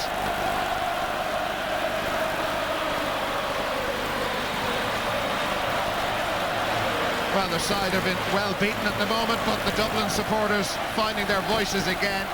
That's Darren McGee. For a moment believe this game is over. There's a lot of football to be played yet. We know both teams are very well conditioned, so I expect this game to keep going and going and going. Now here's the change, and Bernard Brogan hasn't played a 70 minutes all summer. He's taken off, and it's Darren McGee who replaces him.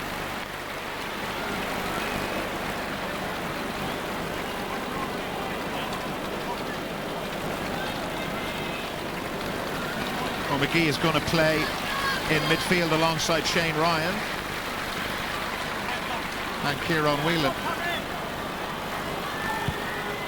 And that's Mark Vaughan. I think Ryan has actually been pushed into the half-forward line as a direct replacement for Brogan. McGee and Whelan will work together.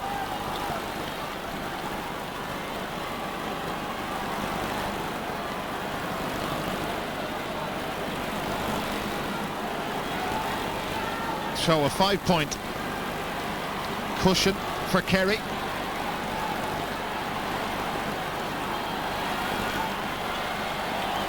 Well, that burst of song for the Dublin team didn't last very long. Yeah, it's all gone quiet again. Whelan catches one cleanly for the second time in the second half. David Henry to Ray Cosgrove. He took his eye off it, but the referee spotted a little push in there on the Dublin attacker, and it's a free. It's a handy one, but he was trying to do the flick. He wasn't trying to catch it, and he made too much of it and pushed it over the line himself. Pat O'Shea not happy. I think Vaughan actually fancied a go at that from the 45-metre line just outside, but Keaney wants it himself. Here's Cosgrove, and Conal Keaney has got free here. Keaney closer to goal. Can he curl it round? Yes, he can. Well, now, they've been out of it for most of the second half, but they've reeled off 2 in a row. Will their prayers be answered, or will it be Kerry who goes through to the final? They're still in the driving seat, Dublin, with so much to do.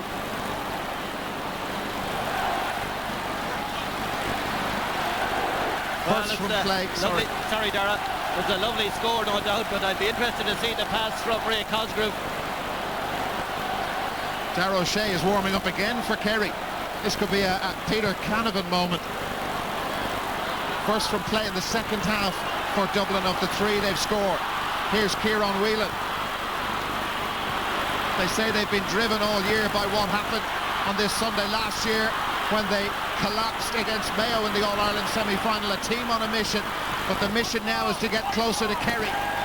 Brogan has put that wide. It's still a 4-point game. And that's not clever now. The pressure was mounting. Dublin are building the pressure, so shot selection becomes crucial. That wasn't clever.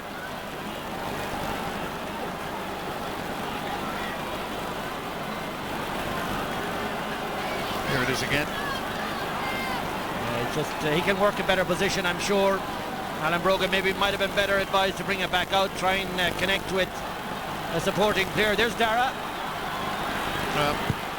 He wasn't fit enough to continue towards the end of the first half. How fit will he be now? But it's a psychological thing as well. Here's Darren McGee for Dublin raiding through. Ryan is free with them. He's gone instead for Cosgrove. Oh, what a sensational miss. He's put it out near the corner flag. Oh dear. What a miss. 5 years ago, if he was in that position, he would have buried it, no question about it. Well, it's great work by Darren McGee, but he's completely sliced this with the right. Great catch by McGee. Powers through. I thought he was going to miss the pass for a moment, but the pass is perfect. Oh! Well, wait till you hear the roar for Darragh O'Shea coming back in. And it's Tommy Griffin who's going off. No, I think... well, they put up number 26 on the board. Seamus Scanlon was heading towards the sideline. Now he's been told to go back in. It is Tommy Griffin who's going off. Well, I'm really surprised by that, Dara, because for me, Tommy Griffin has thrown himself around from the first minute to his substitution. He's got a hand on a lot of breaking ball. He's done extremely well. Or maybe it's the fitness question, of course. I'd say that's it. They were worried about how he'll last between now and the end of this All-Ireland semi-final. Whelan and O'Shea renew rivalry again, and that's a free to Dublin, and Paul Galvin again getting involved with Kieran Whelan. Brian Cullen punting it forward to Keeney, couldn't hang onto it. Lots of Kerry players there. Collie Moran goes down for that, but he's been penalised. Owen Brosnan ended up on the deck. Kerry have the free. Moran went in very hard there, very brave after the ball, almost got away with it. Tom O'Sullivan taking the free. Darragh O'Shea. Paul Casey. It's with Paul Galvin. Sidesteps Whelan. Casey trying to take it from him. Galvin showing fantastic strength and punting that forward. David Henry has got it. The bounce was tricky for the Raheny cornerback, but he hung on to it.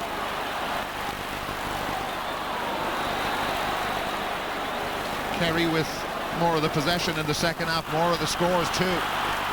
Ross McConnell. Ray Cosgrove, that's a good take from Cosgrove. Has to get back to his feet. Aidan O'Mahony's picking him up at the moment. Cosgrove has done extremely well. Well, up until he actually passed the ball and really gave Conal Keeney no chance at all. Kerry soaking up the pressure. O'Mahony. Killian Young. Seamus Scanlon. Darragh O'Shea. Blocked down by Darren McGee, and now it's Brian Cullen, and that roar goes up again around Croke Park. Collie Moran, they're 4 points down. Cosgrove on his left boot. Off the woodwork. Again. That's just confidence, lack of confidence after the goal miss, because he's wide open there. He can do lots of things with this ball. He likes to swing it over the bar. He's on his wrong foot as well.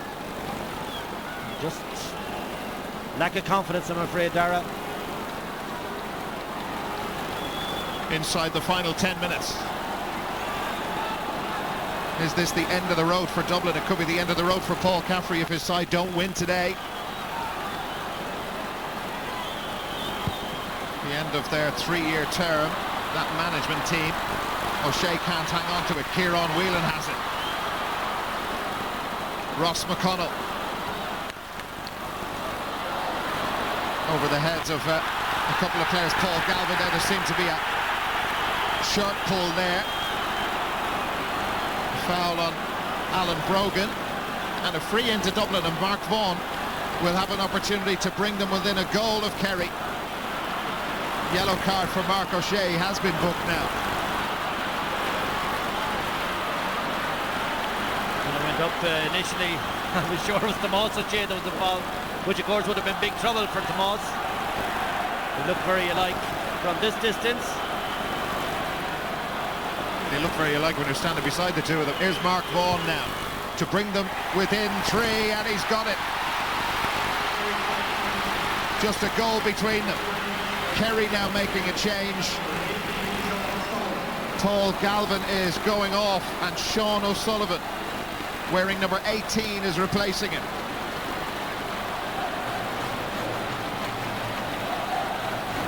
Very pacey player.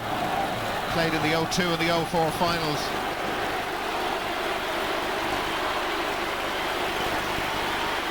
Galvin getting a hot reception from the Dublin fans as he heads off. Oh, he won't care a bit about Not that. a bit. He's had a pretty good game. Some very good early points and worked very hard. So 112 to 12 points.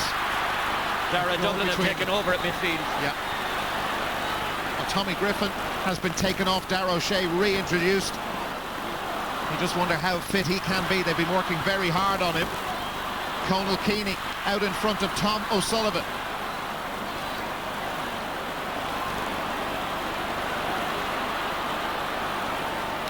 Alan Brogan, 2 waiting inside. Ray Cosgrove has got free. That's Alan Brogan with a fantastic point. They look completely out of it in the first 15 minutes of the second half, but look at the scoreboard now. Just 2 points between them. One of the Kerry players gone down suffering with cramp. This was brilliant from Brogan. Well, there was so little movement inside. He must have said, I'll have a crack, and that is as good a point as he scored in the championship. He knows it. The Dubs are on a bit of a roll. They're dominating midfield, so Kerry really need to get lashing.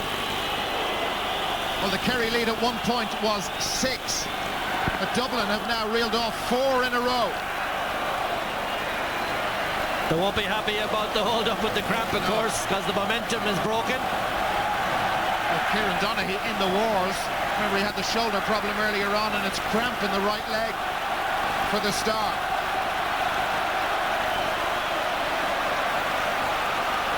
Well, of course, Donaghy has done more running today than he has in his inter-county career to date. He's usually hammered into the edge of the small rectangle, but he's been everywhere today. Well, the noise, the atmosphere, you know what they bring to Croke Park on a big Sunday afternoon. What about the draw, Dara? 13 to 2. A long way to go. Just over 5 minutes of the regulation 70 remaining. Shane Ryan has it every time they get the ball. The place just nearly erupts. Here's Paul Casey. They're still in arrears. The All-Ireland champions leading. Brian Cullen as Dublin swarm forward. Cullen to put them within a point, and he's done it. What is on for Dublin here? They're clawing their way back into this All-Ireland semi-final. 5 points in a row, just 1 behind. Oh, there's a superb work by Paul Casey. Connects brilliantly with Cullen. I thought he'd give it back to him, but with the left foot and the pressure that's on this kick now. Remember, there's only 5-6 minutes left. Owen Brosnan's gone off. Darren O'Sullivan, wearing 20, is replacing him.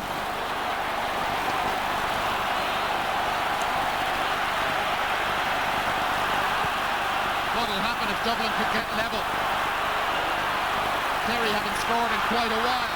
Last 5 minutes of the All-Ireland semi-final. Cork waiting for the winners. Mark O'Shea calming things down. Of all the teams in the country, you would expect that Kerry should be able to take the steam out of this, take the momentum back and steady the ship. Sheehan is out over the line. It's a line ball to Dublin. Just Joe McQuillan was right on it. The flag flew up. It's a good call. It looks like he's brought the ball over the line. Don't worry about the feet. Kerry haven't scored in 15 minutes of this semi-final. At that stage they led by 6. Oh, Cluxton is holding this one up. Everybody's going to close in on him. This is dangerous. Oh, silly. Well, he's in trouble. He's played it straight to Kieran Donaghy. How big a mistake will that be by Stephen Cluxton? Donaghy plays it forward. Kerry trying to get players forward. That's Declan O'Sullivan there, one way then the other. Kerry struggling for a score. Here's Brian Sheehan. Back to O'Sullivan. They've been forced back away from the Dublin goal. Tomas O'Shea. Shane Ryan putting pressure on him. They're lining up a green and gold wall in front of the Dublin goal. Here's Colin Cooper. Now an opportunity. And the point from Sean O'Sullivan has come at a very important time. The Gooch Cooper is down in a heap on the floor. He got involved in something with Paul Casey, but Kerry now lead by 2.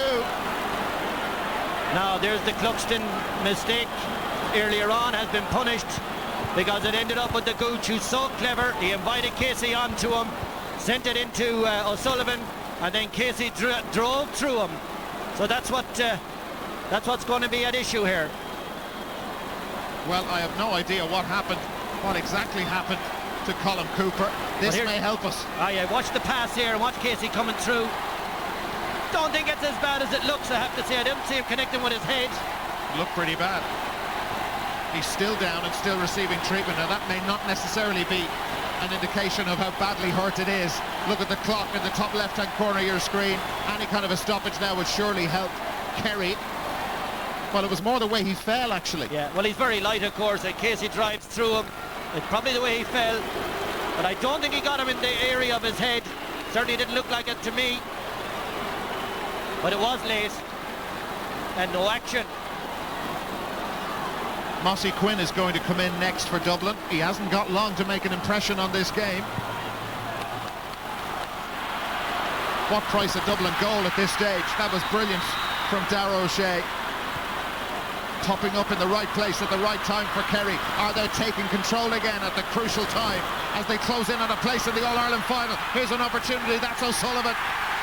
Had a player outside him, Brian Sheehan. He could have put it there for the goal, but the sensible play was to take the point. A goal between them again. No panic. Well, there's Kerry's, I suppose, player of the match, really. Everything he has touched, he's been clever about, composed about, and he knows the point is the vital score, because there's 3 between them. Mark Vaughan off, Mossy Quinn in.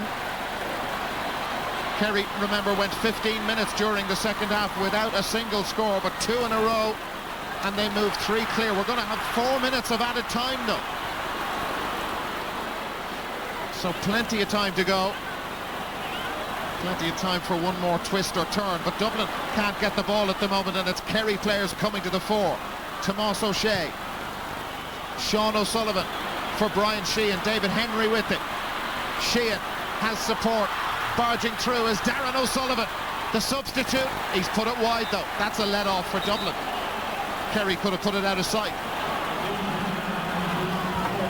Well, as long as it remains a 3-point gap, Dublin will feel they have a chance, but getting their hands on the ball is the big one. Darren O'Sullivan might have done a wee better. That would have been the insurance point, of course. And they had to work so hard with those 5 unanswered points to get back to within 1 with 5 minutes remaining, but it's changed again as we're in the last minute of normal time. 4 to be added on. Here's Brian Cullen. Cullen just steadies himself for the shot, and that's a fantastic point. A lovely score from Brian Cullen. Has had a tough year at centre-back, but I'll tell you, when he gets in these positions, he can take his scores. 2 down. He's kicking them like a forward now at this stage. Of course, we know he can do that. Caffrey still thinks they're in it. They still believe. And he's right.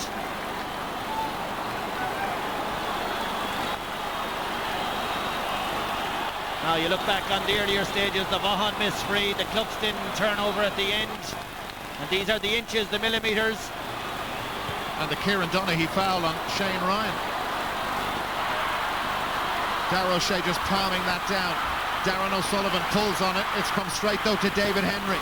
There is still time, a lot of time.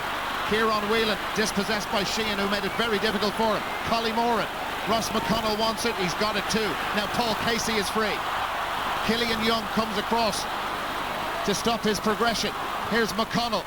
He spots Alan Brogan, and that's a free in. Mark O'Shea was all over Alan Brogan as he tried to get to that ball, and who's going to kick the free? It'll be Conal Keeney, and Mark O'Shea protesting his innocence. Oh, descent. Oh, how silly. Now he's made a difficult one handy, I would imagine. Now what's going to happen? Well, the ball has been moved closer to the Kerry goal.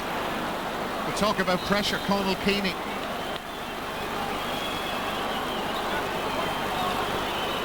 Had one free earlier in the game and he slotted it over. We're in the dying minutes of an All-Ireland semi-final and he's put it over the bar. They're just a point behind. That character and that strength of spirit that was called into question many times over the years, particularly against Mayo in the semi-final last year. Well, they've clawed their way back to within a point again, and we've just over 2 minutes to go. Well, the next possession is key, but the Keeney free, Dara, God, that's nerveless, a real ballsy effort, I have to say. 1 point game, and it looks like a draw to me because the Dubs are still flying at it. They haven't given up. Diarmuid Murphy, who is going to win possession? This is crucial. Whelan fists it away, but it's Kieran Donaghy, the footballer of the year last year, who's got it. Tomás O'Shea. Can they kill the game now at this stage? Just keep the ball or get another point. They just lead by 1. Bidding for 4 consecutive All-Ireland final appearances. Colin Cooper. Seamus Scanlon. Well, the intention is just to try and kill it. About a minute and a half remaining. Cooper, they've got Scanlon free. It's a bad wides earlier in the game. Can he pop up now? Well, he didn't have the confidence to do that. Darren O'Sullivan. Here's Colin Cooper. The equivalent of heading for the corner flag they're doing right now. Seamus Scanlon, will they make a mistake with possession? No, they won't. For the moment, O'Sullivan there, Tomás O'Shea. It's just keep ball for Kerry. Will there be a scoring opportunity? It's fallen to Darren O'Sullivan, and is that the clincher? Declan O'Sullivan, I beg your pardon, has put it over, but it would appear to be the clincher in the last minute of added time. That was sensational, the way they carried that ball from right corner forward all the way back around. Well, Dublin need a goal. The 25th anniversary of Seamus Darby's famous strike against Kerry down at the other end of Croke Park. Dublin needs something similar, but they're not going to get it, it would appear, as Kerry filter players back to hoover up possession. They lead by 2 points, 115 to 16. Here is Darren O'Sullivan, gets away from Brian Cullen, and that's a foul from Kieran Whelan, a very high and dangerous challenge on Darren O'Sullivan, and that would appear to be it. Kerry will take, as they're entitled to, as much time as they possibly can over this. There's a yellow card against Kieran Whelan for the high challenge, but that indiscipline will cost Dublin another and a last scoring opportunity. Well, the game is up now for all intents and purposes. Dublin are up by 2, and there it is. There it is, it's all over, and Kerry have come through, and they will play Cork in the All-Ireland final on the 16th of September. Dublin came back at them so strongly in the second half. Twice they got to within a point, but Kerry showed the character and the strength and the grit of All-Ireland champions, and they used all their experience to get scores at the vital times, to go 2 clear on 2 occasions, and that foul at the end by Kieran Whelan, well, that brought an end to the Dublin challenge. It's disappointment yet again in an All-Ireland semi-final for Paul Caffrey's Dublin. Will that be the end of the road for Caffrey? Well, we'll have to wait and see, but they were convinced they were going to win today, but Kerry have won again. Well, they did everything in their power to win it, but you have to take your hat off to Kerry. I mean, ask the questions, they invariably come up with the answers. Gooch picks a day like today to be outstanding, absolutely outstanding football from him. But Kerry has had too much. There's too much football in them, too much natural football in them, and they made the scoring look so much easier. Well, disappointment on the faces of all the Dublin players, but what a star Declan O'Sullivan was today. What a wonderful way to finish the match. Fantastic. With him, and for him with a great point. Kerry are through. They have a chance to become the first side since Cork to retain it. They'll play Cork in the final. Kerry 115, Dublin 16 points. Now down to the line, and Joanne Cantwell. Thanks, Darren, with the Kerry manager, Pat O'Shea. Pat, well done, your first All-Ireland as Kerry manager. How are the nerves? Yeah, I mean, there was a lot of nerves out there today. We knew it was going to be a titanic battle. Dublin, obviously, our super team. You know, they brought so much to the championship this year as well as other years. You know, and I mean, you know, to be fair, we took a knock with Darragh going off so early. A lot of guys put their shoulder to the wheel, and you know, we just came out on the right side of probably a very epic battle. Tommy did extremely well when he came in. I know he's been battling with injuries all season. Yeah, to be fair, all the players did very, very well. You know, in the forward line we got some good scores. Defensively, when we had to defend, we played well. You know what I mean? You know, it's always going to be a tough year for us. We say that. You know, with 3 All-Irelands this team has been in. You know, going back again so many times to the well is going to be hard. But you know, I can only take my hand off to the lads. They were just fantastic. A credit to County, a credit to the support who travelled with us today. I'm glad we gave them something to cheer about. And you know, we'll go home and obviously we'll prepare for Cork, which is the next one. Declan O'Sullivan has a habit of picking up important scores, isn't he? He got that goal and then he got that point at the end to settle you. Yeah, Declan O'Sullivan, you know, he's a great player, you know, and he picks up great positions. He's got some very good scores, crucial scores for us during the year this year. But you know, he's part of the wheel, and that's the most important thing. And we can't wait to see another Cork-Kerry final, this time in the All-Ireland. Well done today, Pat. Let's go back to Michael. Well, you know, we've talked over the last couple of years about what a special bunch of players Kilkenny hurlers are, and rightly so, and they into the All-Ireland final as the champions. But Colin Rourke and Joe Brolly, Kerry no less so, because that was a real dig out of character there. Absolutely. It was an enthralling second half football. I think it was the best half football we've seen for the year, and both sides contributed richly to it. But it appears as if this Dublin team are doomed to glorious failure, you know, because that's the way it always turns out to them. But they pushed Kerry to the pin of their collar, and the sheer class of Kerry was needed, and heart and grit and everything else. All the great qualities of football were on display today by both sides. Yeah. Joe? Well, I mean, ultimately it was Kerry's composure, the ice in their veins that comes from most of them having 3 or 4 All-Ireland medals. You know, they held possession at the crucial time, and they crucially, at the start of the second half, came out and had a 1-4 scoring burst. They went 6 points ahead, and that was always going to be too much for the Dubs. I have to say, from the Dubs' point of view, I can't think of anything that Paul Caffrey could have done that he didn't do. I mean, the management has been superb. The team have played at an extremely high level. You can't get an ounce more out of them. The difference is just that bit of class that someone like the Gooch brings. You know, you just can't teach it. You're born with somebody like that in your ranks or you're not. And that was the difference today, just that bit of extra class. All right, well, here at the programme we're going to take a break. We're back after that with further comment on today's semi-final. Of course, Cork versus Kerry. Kerry defeating Dublin 115 to 16 points. You know, last year Kilkenny were the All-Ireland champions, Kerry were the All-Ireland champions. They're both back in the final again, Colin. Yeah, and I'd be short odds about both of them winning it. You know, but Dublin will be sitting in that dressing room down there and they just wonder, like, you know, that's sheer class. Every ounce of Kerry class had to come out to win that game, and Dublin stretched them, got within 1 point twice, but again the bit of Kerry composure, held the ball above in the corner, played it over back, then switched the ball across the field for 2 points.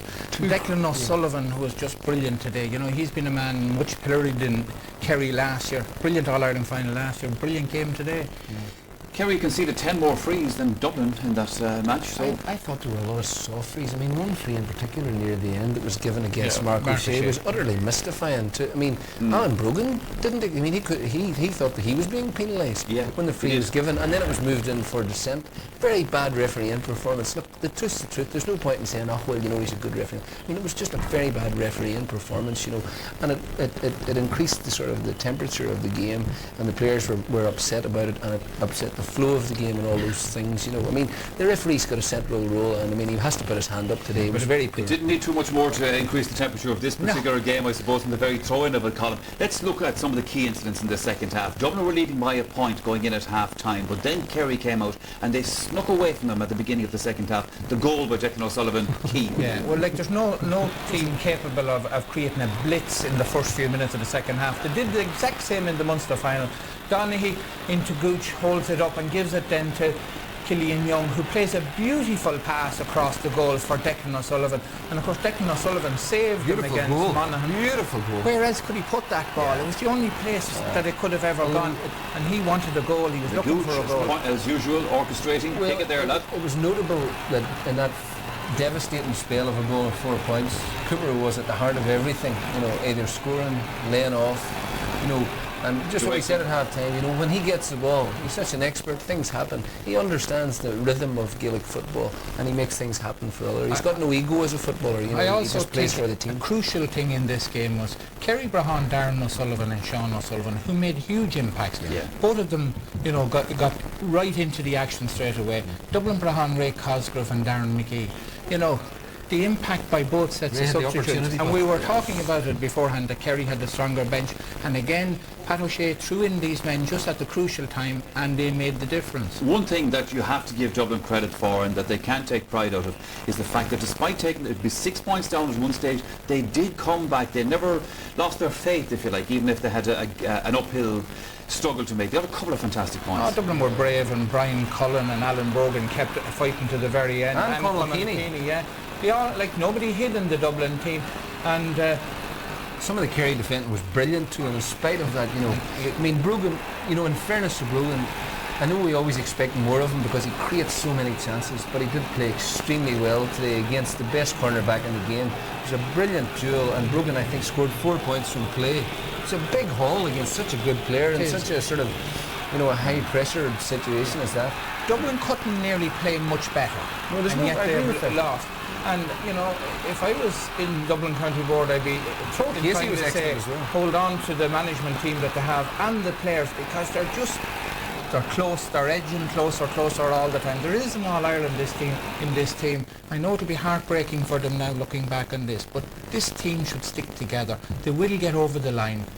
Probably next year, the year after, but you know, the easiest thing in the world to do now would be break up the management team, players retire, and you start from scratch again. Given how close the game ended, there was one, you mentioned Ray Cosgrove coming on. Ray got a fantastic chance. It was a great move. I saw gold written all over this. This was the sort of the final paragraph of the fairy tale. You know, had he scored it, they would have gone on to win the game. You know, they had the bit between their teeth at that stage. You know, he came in, I mean, that's a goal. Apart from anything else, not only does he have a respectable goal shot, he's got 3 dubs inside on their own.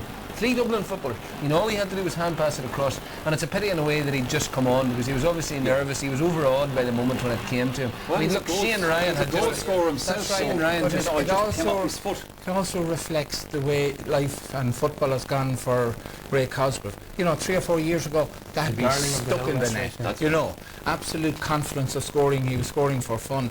Now he gets the great chance, and he doesn't even get it near on target. You know, it's sad to see a player decline from that instinct for goals, which Dublin just lack. And he was the man that could have done it, but there's no better time to get jiggy in a match in the last couple of minutes when you're hanging on to the lead. But in fairness to Kerry, again the Gooch, he was out there for about 15 minutes with the ball, kind of just playing around with it, then passes the ball. Declan O'Sullivan gets the clincher. And like against Monaghan, you know, it's winning football. I didn't think Kerry played well today at all, or anything near their potential. You know, and that's no sort of discredit on the Dubs. But this was terrific. On 2 occasions, they held possession, switched the ball across the field, just kept waiting for the opportunity. The first score that was really significant came from Sean O'Sullivan. They just switched the play across the field. They held possession for ages, and that brought them 2 points up. And that final score was the clincher, because you didn't really feel that Dublin would get a goal chance after the Cosgrove chance. We have another short break coming up. More on today's big match right after that.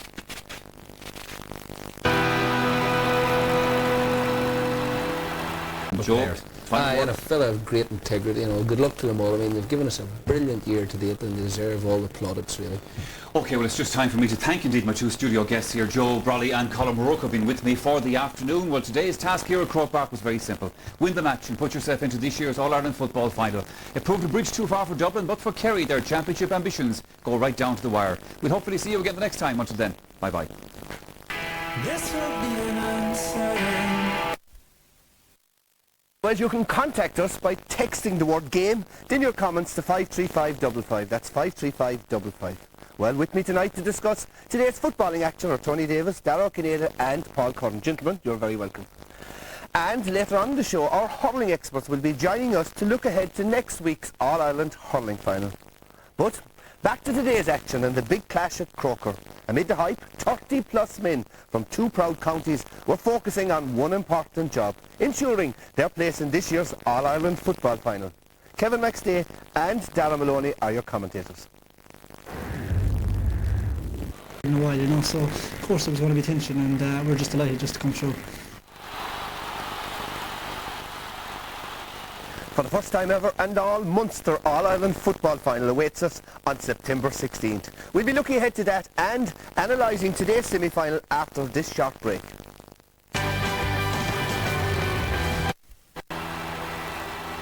You're very welcome back. Tony, as the neutral in the panel, we'll give you the first say. Did this game live up to all the hype? I think it did. I think it was a fantastic occasion to see all the Dubs there and huge travelling supporters as well. But I suppose Pillar put his finger on it when Dublin just came up a bit short in the end of the day. Kerry just had that extra bit of class that got him over Cork, got him over a tight game against Monaghan, and got him over today. You had Gooch, when he went out from full forward, he kind of... or when Donaghy went out from full forward, he kind of orchestrated everything in there. The two O'Sheas and the two new guys in the back line, they looked quite comfortable right through actually, and in fairness to Dublin, they didn't give up either. They had the chances, but they didn't take them. But was it a good match? At half-time, Joe Brawley and Colm O'Rourke weren't too happy. Colm described the first half as being an acrimonious match. It was actually, in the first half it was. There was a lot of stupid incidents in it. Or we saw there during the game where Brian Cullen was giving out to one of the Kerry players, started off a fight. No need for that. Brian Cullen's a fine footballer, even though I think he's a better half forward than a half back. But there's no need for that kind of stuff. It was scrappy in the first half, but there was also some great scores. There was some great intensity and great commitment by both sides. But Kerry just had a better team, an extra bit of class. Paul Caffrey said after us, look, he couldn't ask for any more from his players. They emptied the tanks and they came up just short. Fair comment? Yeah, it's a fair comment. Unfortunately, we came up against Kerry today, but we've come up short a couple of times now in the last few years. It's disappointing because I actually thought that this was going to be Dublin's year. Paul Caffrey has always said it's a 3-year plan. They're in their 3rd year, they're very strong, they looked very good in the early round of the championship. They have been the team of the championship up until today, playing the best football. But like Tony said, they came up short in the end. You kept saying to me earlier on this evening, you said, same old failings. Elaborate. Well, if you look at last year in the semi-final, they scored 17 points. They lost the game. This year they scored 16 points, lost the game again. The problem is not in the forward line for this Dublin team. They have some class forwards, and you could argue that they are the best forward line in the business. That's including Kerry. But the problems are in defence, Pat. We are leaking scores, we go out of the game at midfield, and we're crucified at the back. And again, we leak too many scores again today. Joe Bradley said the reason why Kerry won is Kerry had the composure, Kerry had that extra touch of class. They had class in abundance, and I think they had a leader in every line of the field. You look at the full back line, you have Mark O'Shea leading the charge there, Tomas O'Shea leading the charge at half back line, and up in the forwards, all 6 of them took turns to be a leader today, and they had the class all over the field, and I think that told possibly in the last 3 or 4 minutes where the ball needed to be held up, and they just took the right option every time on the ball.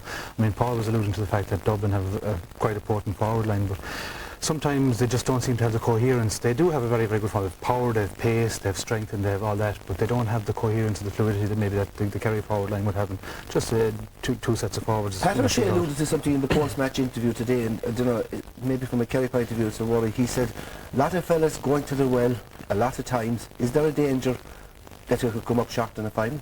Of course there is. I mean, there certainly, you know, I mean, when the Kerry lads will sit down during the week, they can pick flaws. I think this statistics will show up that they conceded an awful lot of possession at midfield. I think in my count, it was 28-16 in terms of kickouts. But that can mask the fact that, you know, that the forwards are working very hard today. You know, they might have lost the kickouts cleanly, they might have lost the breaks, but they still managed to regain possession. And they worked their socks off all day. I think Kerry can be very, very pleased after today's performance.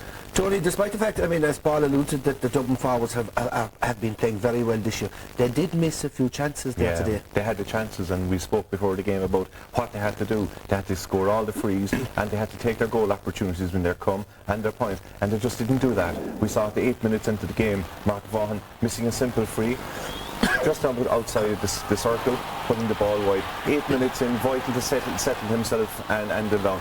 Here we see, now this to me was the jewel of the day, Brogan and O'Shea. It was fantastic. Here we see Dublin putting the ball in the middle again. Now Ross McConnell, I suppose, isn't the right man to have it, but he just snatches at it and kicks it wide. He should nearly be looking for a more intuitive forward to give that off. He was a great catch in the middle of the field. This was a goal chance. Breaking it forward. A certain goal chance, and he just snatches it and puts it wide. And like, he had options left and right as well, but a natural forward like him should have put that away. And these goalposts in Croke Park just do not like Mr. Cosgrove, unfortunately. Kicks it with his left leg off the goalpost and harmlessly wide. Now, that was a goal and 3 points. You have to take all your chances against Kerry, but you know, same as before, they just didn't take the chances. Paul, not only did they miss chances, but you were reckoning a lot of unforced errors from Dublin indirectly led to Kerry scores. Yeah, well, they took them a long time to get into the game, Dublin, but once they got in, they played very well in the first half. But just at the start of the second half, there was a bad pass from Conor Keeney, and like, this guy was a revelation today, Killian Young. He's very comfortable on the ball. And like, you know, Dublin were a point up at this stage into Donaghy. They're all very comfortable on the ball, the Kerry players. Gooch, they hold it up, they wait for the man to run on. Probably might have overcarried it there. But here Gooch tells Killian to kick it in, finds Declan O'Sullivan, and that's a super finish. Now they went from 1 point down to 2 points up. Straight after that, Dublin got, they were blocked down, Bernard Brogan. Probably should have passed it out. And just kicked it in. And this guy was brilliant today as well, Gooch Cooper. Did an awful lot of damage out around the middle of the field. With his right foot finds Brian Sheehan, and that's a super score. And that put them 3 points up, and their tails were up. And after that, they were very hard to stop. The end of the game, 4 minutes left, Dublin were a point down. It was I don't know what Stephen was at there. Maybe some of the fault lies with the Dublin backs, that they didn't go and demand possession and let him get back into the goals. But he kicked it away, and Kerry held the ball. That ball actually went to the far side of the pitch, was walked all the way back, and finished with a Sean O'Sullivan score.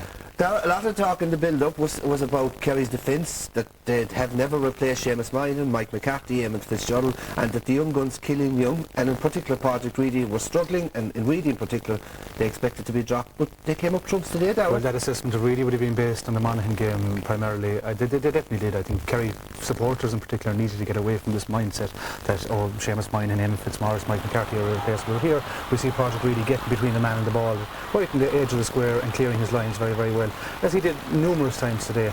Again, we see Alan Brogan taking on Mark O'Shea, as Tony said, classic duel, really, really good duel. But again, Patrick Reedy getting between the man and the ball, clearing the lines, simple and effective, and going about his business very, very, very clearly and very effectively. Here we see Killian Young. This man has serious pace, and he's very, very comfortable on the ball and gives a great ball into Kieran Donaghy there, and sets up the play again. And here Mark Vaughan might be known for being a great scorer in open play, but he is exceptionally strong, but really has a low centre of gravity, and he walks Vaughan here, he walks him, he makes him walk all the way, and you know, Vaughan gives a poor pass across the edge of the square at the end of it all, and Tomas O'Shea clears. But you know, it was a huge achievement for those two lads, and particularly Killian Young. He's very, very composed and shown maturity beyond his years today. Tony, you've decided to highlight a piece of, we call it Gooch magic. Oh yeah, absolutely. You know, around the 30th minute in the game, the Kerry were trying to find Donaghy with the killer pass through. It wasn't working, so they changed it around a bit. Brought Donaghy out the field, and Gooch was inside. And here we see him orchestrating the whole thing. And like he had the bat in his hand, and he was the tempo of the game. Everything he did today was class. Left leg, which I'm told he is left-legged over the bar, from there over here with the right leg. But it's not alone these scores. There's a movement he has around the field. He judges the tempo of the game, the pace of the game, and he just orchestrates everything around the place. But even with Croke there this year, Tony, he was doing this. He was coming out the field when the heat was being put on inside. He was orchestrating. He was getting a lot of heat against Crossmaglen in the club final this year. He was able to come out. And see, this is beautiful, this see where he points it. He's like an orchestra conductor with a baton, yeah. And great finish by Declan. Great finish by Declan again. He does the right thing all the time. Yeah. Listen lads, we had a lot of texts about the refereeing performance there of John Bannon. Now, they were very mixed. 50% said he did a good job in difficult circumstances. 25% from Kerry said he was anti-Kerry, and 25% from Dublin said he was anti-Dublin. It was a bit of a curate's egg sort of comments, but one in particular, the most common question was, should he have allowed Shane Ryan advantage after Kieran Donaghy had fouled Ryan? If I look at in general about the refereeing performance and that incident, lads. Well, Pat, we actually looked at the video, the whole game, and in fairness to John Bannon, I mean, we couldn't find anything wrong with most of his decisions. There was one or two maybe harsh decisions for Kerry maybe, but overall I think he did an okay game. The Ryan incident, he had blown the whistle in fairness, and as we know, when a whistle is blown, it starts with a free kick, so it had to come back. There's no such thing as advantage. Yeah. Here we have a look at it there. Well, you can see he's trying to get past Donaghy there. He's pulled the whistle, and that's the whistle. No, Pat, at the game actually, I felt when the game was over, I felt that he had a negative influence on the game. I was kind of saying, my God, that's not a free and that's not a free. But to be fair to him, we started the video, we went through the whole video from beginning to end, and all the 7 frees I had with question marks after them, They were all frees. The players didn't help him his cause at times, did they? There was a bit of acrimony needed, and there was there's no real history between this current Kerry crop and current Dublin crop, and there was a bit of jostling and a bit of handbags, I suppose you'd call it, a bit of pushing and shoving. My gut reaction today, immediately after the game, was I thought John Bannon had a poor game. We did go back and view the video, and in all bar one or two cases, where maybe Paul Galvin would have tackled the guy. Paul is an exceptionally strong player. He held up Jason Sherrick. I thought maybe that was questionable. Overall, a good performance. Okay, well assessed. Let's see it. Munster final, All-Ireland final, Kerry, Cork. By the way, none of the experts predicted this final, and none of the experts predicted either Kerry or Cork to win the All-Ireland edition. Now, I can't understand that with Kerry because they were the reigning champ, but none of it. So, Paul, away you go. Who'll win it? Well, I think Kerry are favourites. There's no mistake about that. But if you look at Cork's last performance against Meath, they have excellent backline. Their midfield is very strong. They've one or two very good forwards. Tony tells me that James Masters is going to be fit for the final as well, so he's a big plus. I mean, it's really 50-50, but I think no team would like to lose to the other, and I think maybe Kerry by a couple of points again. I presume, lads, it's the final that neither Kerry nor Cork want, is it? Well, nobody wants to lose this, Pat, because it's the ultimate nightmare to be beaten by Kerry in a Munster final, or to be beaten by them in an All-Ireland final would be just worse again. And I'm sure it's the same for Kerry. It's just the ultimate nightmare, the much maligned Munster Championship. It's obviously the strongest province of the whole lot, isn't it? But Pat, there's going to be nothing in this, Pat. Cork have played Kerry over the last couple of years. Should have beaten them in the Munster final. Beat them last year. Drew the first day, beat them the second day. This year should have beaten them.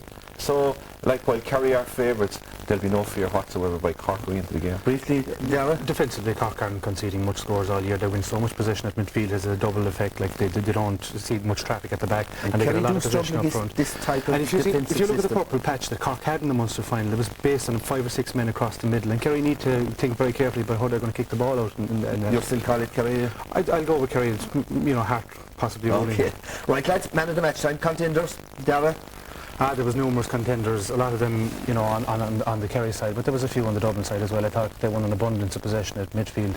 Kieran Whelan and Shane Ryan, both had purple patches. I thought Barry Cahill, as he has been all year, solid enough all right throughout. The Kerry, 13 out of the 15 Kerry players played very well today, I thought, and they used their bench very well as well. So I'm not going to name out 13 players like Tony did last week. Paul, contenders? Forgot to. Well, on the Kerry side, the two new guys, Paul Greedy and Killian Young, were superb all day. They were fantastic. The Gooch was super up front. Brian Sheehan was very good. Owen Brosnan had his moments. Declan O'Sullivan was excellent. There was loads. So you're the neutral. Who did he decide, Tony? Declan O'Sullivan is the guy we went for in the end. He's been Kerry's best forward all year in the championship. He's got vital goals from him. And remember, last year he was under pressure for his place. This year he's really blossomed. It's his second man in the match in three outings. It is, and for Cork to beat Kerry, he's one of the guys really. Himself, Gooch and Donaghy are the three key players, especially in the forward line, because everything he's done today, he has a tremendous pace. He's able to kick the ball over the bar quite comfortably under pressure, and he's able to get the vital goals as well. Here we see Gooch setting it up into him, turns on his left, and he's got all those vital goals for them all year. Good performance. Yeah, Pat, I think just on that, I think, we're all talking about this in-your-face tactics that Dublin use. That's the only way to answer that. I mean, he missed a very easy score early on, and then he came back and scored 1-3, and it's the only way to answer it. Okay, well done to Declan O'Sullivan. After the match, he spoke to our reporter, Joanne Cantwell. And here to present our RT Sunday Game Man of the Match, Declan O'Sullivan, with his trophy as well as a cheque for €1,000 to go to the Players Fund, is Pat Flavin of Bank of Ireland Kerry. Thanks very much, Pat. Well done, Declan. You have a habit of getting some very important scores for Kerry this season in particular. I suppose, the goal was welcome at the time it came, alright, but as I say, we're just delighted to put in a good team performance, a 20-man team performance there today, and come out on the right end of the result.